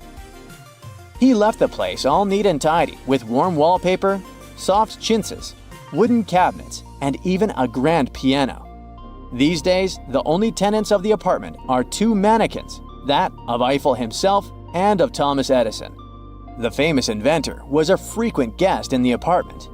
If you buy a ticket to the top of the tower, you can get a sneak peek of the apartment through a window as a bonus. The Statue of Liberty also has a hidden room. It's in the torch. This part of the statue is 29 feet long and is made of copper. It sits on a steel framework that was designed by Gustav Eiffel. Yes, the same person who created the Eiffel Tower. Unfortunately, you can't visit the torch as a tourist ever since it was completely closed back in 1916. But they placed a camera there in 2011 to allow people to enjoy live streaming of the panoramic view from the torch. If you ever pass through Trafalgar Square, you'll surely miss London's smallest police station, since it's hidden beneath a lamppost inside an ornamental light fitting. The reason why it was placed there back in the 1920s was to let police officers be close to public rallies. They happened quite a lot in that area. Some even said it used to have a direct phone line to Scotland Yard. It's now used as a cleaning station, so there isn't much to see there, apart from some mops. It took 14 years to finish the huge profiles of 4 American presidents: George Washington, Thomas Jefferson, Abraham Lincoln, and Theodore Roosevelt into the southeastern face of Mount Rushmore. If current records are true, there's an incomplete secret room behind Abraham Lincoln's head. It was meant to become the Hall of Records open for visitors. It would keep important artifacts and documents of American history, like the Declaration of Independence and the Constitution. A year into the construction, the authorities decided it was more important to finish the president's profiles, so they cut funding for the project. So the secret room was never finished, and visitors to Mount Rushmore can't see it. The Passetto di Borgio is a special hidden walkway that connects the Vatican City to a nearby fortress called Castel Sant'Angelo. It's around half a mile long and was built in the 13th century. It was used by popes to escape from the Vatican when they were in danger, and it was used this way at least twice in history. A statue of Leonardo da Vinci, located at Rome's Fiumicino Leonardo da Vinci Airport, was first unveiled back in 1960. During a recent renovation, one of the workers made a mysterious discovery during this process. He found a small hole somewhere in the middle of the statue, at a height of about 30 feet. After it was carefully opened, they found 2 parchments inside. The first document, written in classical Latin, told the history of the area that now houses the airport. The other one had a list of people who attended the inauguration of the statue. There's a huge network of catacombs under Paris, stretching for around 174 miles. It's one of the largest grave sites in the world, and brave tourists are allowed to visit only a small section of it. But some people manage to get into the restricted passages to throw picnics and parties, and even start businesses there. Businesses like a fully functioning movie theater with an underground restaurant and bar. The law enforcement officers who found it believe it must have been built by some secret society. Whoever arranged it was trying to hide the entrance, making it look like a construction site. A motion sensor would set off a video camera, recording anyone who tried to sneak in. Then, a sound of a barking dog would play, hoping to scare off intruders. Those who weren't scared away would get into an underground theater with rows of seats carved into the rock, a big movie screen, and a projector just like in a regular movie theater. The experts were surprised that the electricity worked so well underground to power it all, so a team came back to check it out. But when they returned, everything had been removed. The electricity lines were cut, and the items were gone. All that was left was a note saying, Do not try to find us. The most exciting accidental discovery I've made in my life was a $10 bill in my old winter jacket. Some folks are luckier though, as they find underground cities from centuries ago or make inventions that turn them into millionaires. Velcro was invented after a routine walk in the woods. Kellogg's cornflakes were inspired by a chipped tooth, and Play-Doh saved a business empire from falling by chance. Back in 1998, electrical engineer John Williams found something that looked like an electrical plug sticking out of the ground. He started digging and noticed that it was stuck in a small rock. He found it in a rural location in North America, far from civilization, industrial complexes, airports, factories, and electronic plants. This piece of electronics embedded into a solid granite stone got the nickname Enigmalith and a price tag of $500,000. Some scientists are sure it's a big hoax and not a souvenir left by some visitors from space, as Williams claims. But the finder of the rock wanted to prove that it was a real piece of ancient technology, some sort of an electrical connector. If it's not a hoax, then this little find could be proof that humans, or some other civilization from the past, were way more advanced than we ever thought. They must have managed to invent a way to transmit electricity long before humans in the 19th century. He offered scientists to take a look at this find and establish what it really is without breaking the rock open, but there were no takers. Williams consulted an engineer and a geologist, and both confirmed there were no traces of glue on the electronic component. It hasn't been welded either, so it must be as old as the rock, which is around 100,000 years old, according to geological analysis. Dr. John Kellogg had a philosophy of biological living with regular exercise, massage, plenty of water, zero bad habits, caffeine, and no meat. At the end of the 19th century, he looked over a health institute in Michigan. He once whipped up a mix of flour, oats, and cornmeal. He thought that by baking whole grains at high temps, they'd be easier on the stomach and healthier overall. He baked the mix twice and first made cookies, but a patient chipped a tooth on that version. Then he decided to break it into small pieces. It's hard to pinpoint exactly how Kellogg cornflakes came to be, with so many versions of the story floating around. Kellogg's wife, Ella, and his brother Will both claimed they played a role in creating the flakes, along with several other family members and sanitarium staff. The company lore says that it all went down one night in 1898, when some wheat-based cereal dough was left out too long, fermenting in the process. When rolled out thin, the slightly moldy dough turned into these perfect large thin flakes that got all crispy and yummy in the oven. Over the next few years, Will Kellogg kept tweaking the recipe and realized that corn, not wheat, made even crunchier, tastier flakes. His brand, Kellogg's Cornflakes, has grown into a multi-billion-dollar company. Swiss engineer George de Mestral once went for a walk with his dog and came back with a concept that would later go to space. Once they got back from the woods, de Mestral noticed that his pants and his dog's fur were covered in the tiny barbs of the cocklebur plant. He examined the burrs under the microscope and noticed that they were shaped like tiny hooks that stuck to loops on clothes and fur. He decided to recreate that natural tech to design an extra strong fastener, one with many practical uses. He was testing different materials for his invention for so many years and finally settled on nylon. He also needed to design a special type of loom that could weave the fibers in the right size, shape, and density. It took de Mestral a total of 14 years until he introduced the world to Velcro, which means velvet and hook in French. De Mestral was hoping his invention would replace the zipper on clothes, but the fashion world found Velcro cheap-looking and unattractive. But NASA didn't think so, and used Velcro for astronaut spacesuits and helmets in the 1960s. Now, Velcro is used everywhere, from footwear to toys to airline seat cushions. Before the middle of the 20th century, most homes were heated with coal. It left soot throughout the house, which was especially visible on wallpapers. Kutal Products was the largest company that sold wallpaper cleaner, but in the 50s, more and more people switched to gas, oil, and electricity, and the sooty buildup problem was mostly solved. The owner of Kutal Products was trying to save his business. Meanwhile, his sister-in-law read that wallpaper cleaner could be used to make holiday decorations. She worked as a nursery school teacher, and modeling clay was pretty hard for her students to handle, so she decided to test this material for molding into different shapes, and it works out just fine. She told her relatives about the discovery and suggested a name for it: Play-Doh. The Kudal company was about to go bankrupt, so it was a great alternative for a new business. Soon enough, Macy's and Marshall Field got interested in the new toy and started selling it. Play-Doh was originally only in one color, white, but soon expanded to red, blue, and yellow. They also made several changes to the original recipe, but the mixture is still mostly the same as when it was used to clean wallpapers.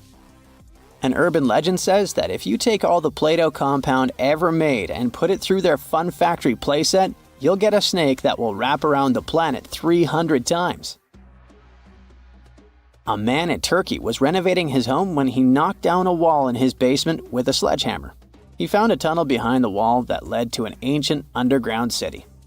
The tunnel led to more tunnels and then halls and chambers. It turned out to be a whole underground complex with 18 stories and without a single inhabitant, abandoned a long time ago. It was the city of Derinkuyu, built thousands of years ago, a home for up to 20,000 people.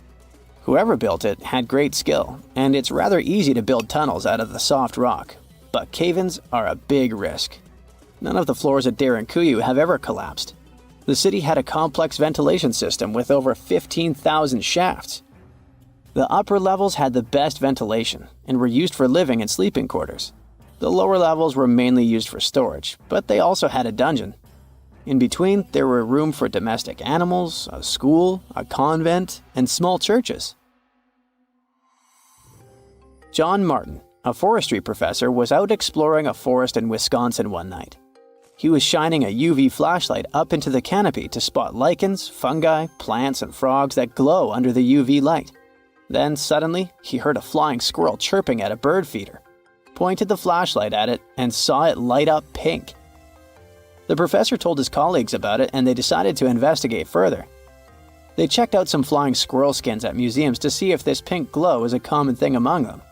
It turns out that almost all of the flying squirrel specimens they looked at had the same pink fluorescence. Non-flying squirrels didn't glow at all.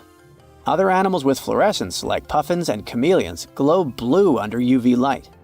The only other mammals with fluorescent fur are around 20 species of opossum. They live in different ecosystems and have different diets. The only thing they have in common with flying squirrels is that they're all active at night. And regular squirrels prefer sunlight. There's enough ultraviolet light in low-light conditions, and nocturnal animals need UV vision. So the pink glow might have to do with nighttime perception and navigation, especially in cold and snowy conditions.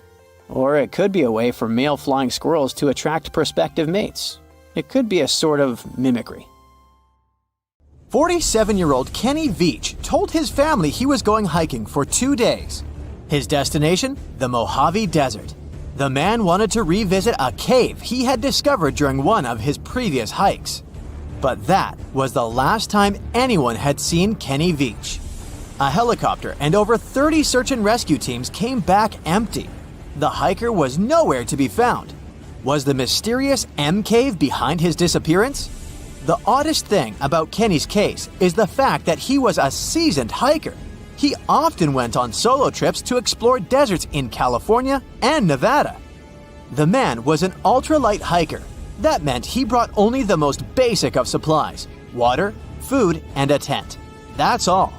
But this was enough for several days of camping in the desert. Kenny would rarely bring a GPS device with him. He didn't even bother to pack a compass or a map. Some would call him reckless, but he managed to get back home every single time. Kenny wasn't shy either. He had a YouTube channel where he regularly posted his adventures. He named his channel Snakebit McGee because he picked up snakes wherever he went. But Kenny also had another habit. He went into every cave he found in the desert. Now, he didn't post many videos. Kenny mostly used YouTube to comment on other people's adventures. In a comment from June 2014, the man revealed that he had discovered a mysterious M-shaped cave. It was located in the Sheep Mountains of North Las Vegas. Kenny's description of the cave is where the weird part of the story begins. He spotted it while hiking and noticed the cave had an interesting entrance. It was shaped like a perfect letter M. Kenny went up to it, but something didn't seem right. He reported that his body started to shake as he approached the cave. The vibrations were so strong near the entrance that Kenny turned back. In his own words, he was scared for his life. It must have really been something if it frightened an experienced trekker. Kenny had an impressive track record. He had been hiking for 20 years. He explored caves other people were too afraid to even enter. Once, he was bitten by a rattlesnake and had to spend a week in the hospital. On his journeys, the man found skulls of all shapes and sizes, as well as old animal traps. Kenny slept on mountain peaks under the stars. One time, he hurt his leg on a mountaintop. He had to walk 20 miles back to his truck. It was 100 degrees Fahrenheit that day, and Kenny had 1 cup of water to keep him going. Kenny Veach was a true survivalist. But this one cave was a mystery to him. He admitted that he was totally unprepared that day. He had the tools to open a can, but not to fight the mysterious force that took over his body. But Kenny wasn't a quitter.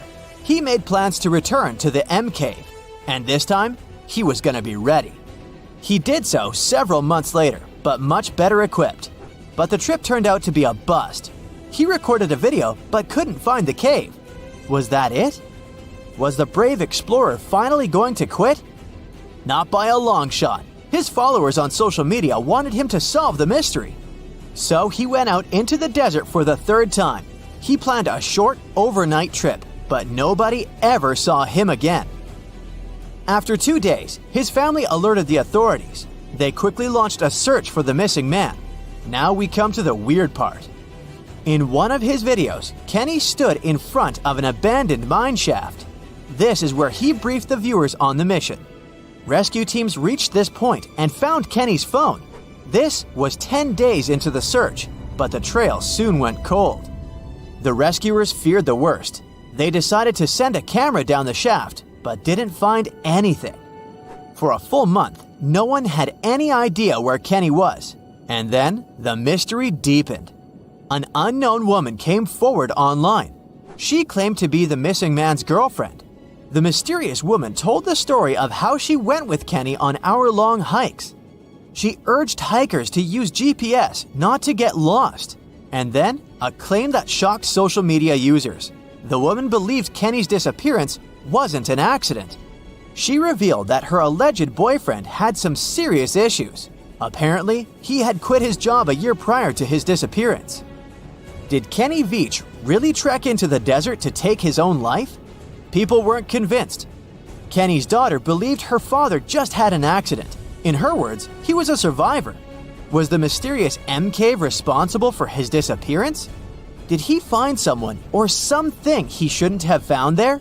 The questions linger, and so did the theories among the online community. Fellow hikers and YouTubers were determined to find the M cave. This would solve Kenny Veach's mysterious disappearance once and for all. In 2021, one hiker got lucky. He claimed to have found the secretive M cave. For safety reasons, the man couldn't reveal his exact location. The cave sits somewhere near Nevada State Route 375 East. The entrance to the cave really looked like an oversized letter M, just like Veach described it. But the shape is too hard to notice from ground level. Only when you look at it from above is the M shape visible. Who knows, hikers might have been walking past it for years without noticing the cave. Even Kenny couldn't locate the entrance the second time he went looking for it. The cave wasn't very deep, but there was something odd at the entrance. There appears to have been a straight line of rocks. Did someone try to wall off the entrance? And at the back of the cave, there was an even stranger find. Small pieces of wood were scattered along the floor. They looked a lot like 2x4s that are used in construction. Was there a door here once? The hiker found a nail sticking out of the stone. It could be part of a latch that was there some time ago. But the strangest part was the writing on the wall. Hatch or Veach? It's hard to tell.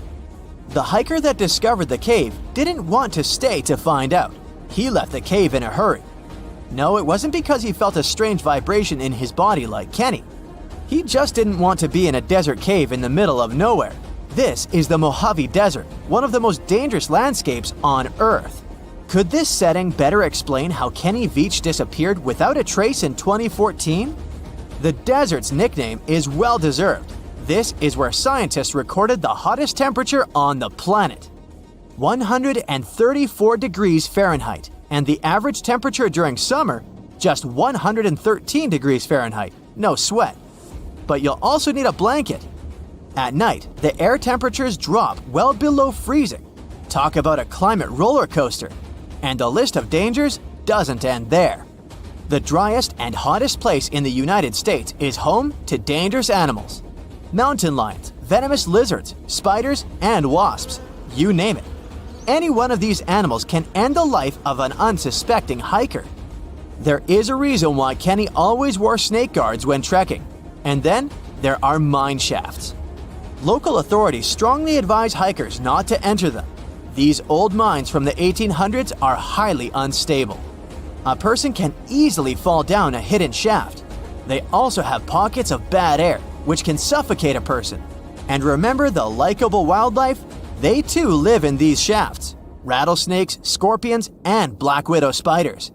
Kenny Veach could have easily fallen into one of these shafts, and there would be no help for him from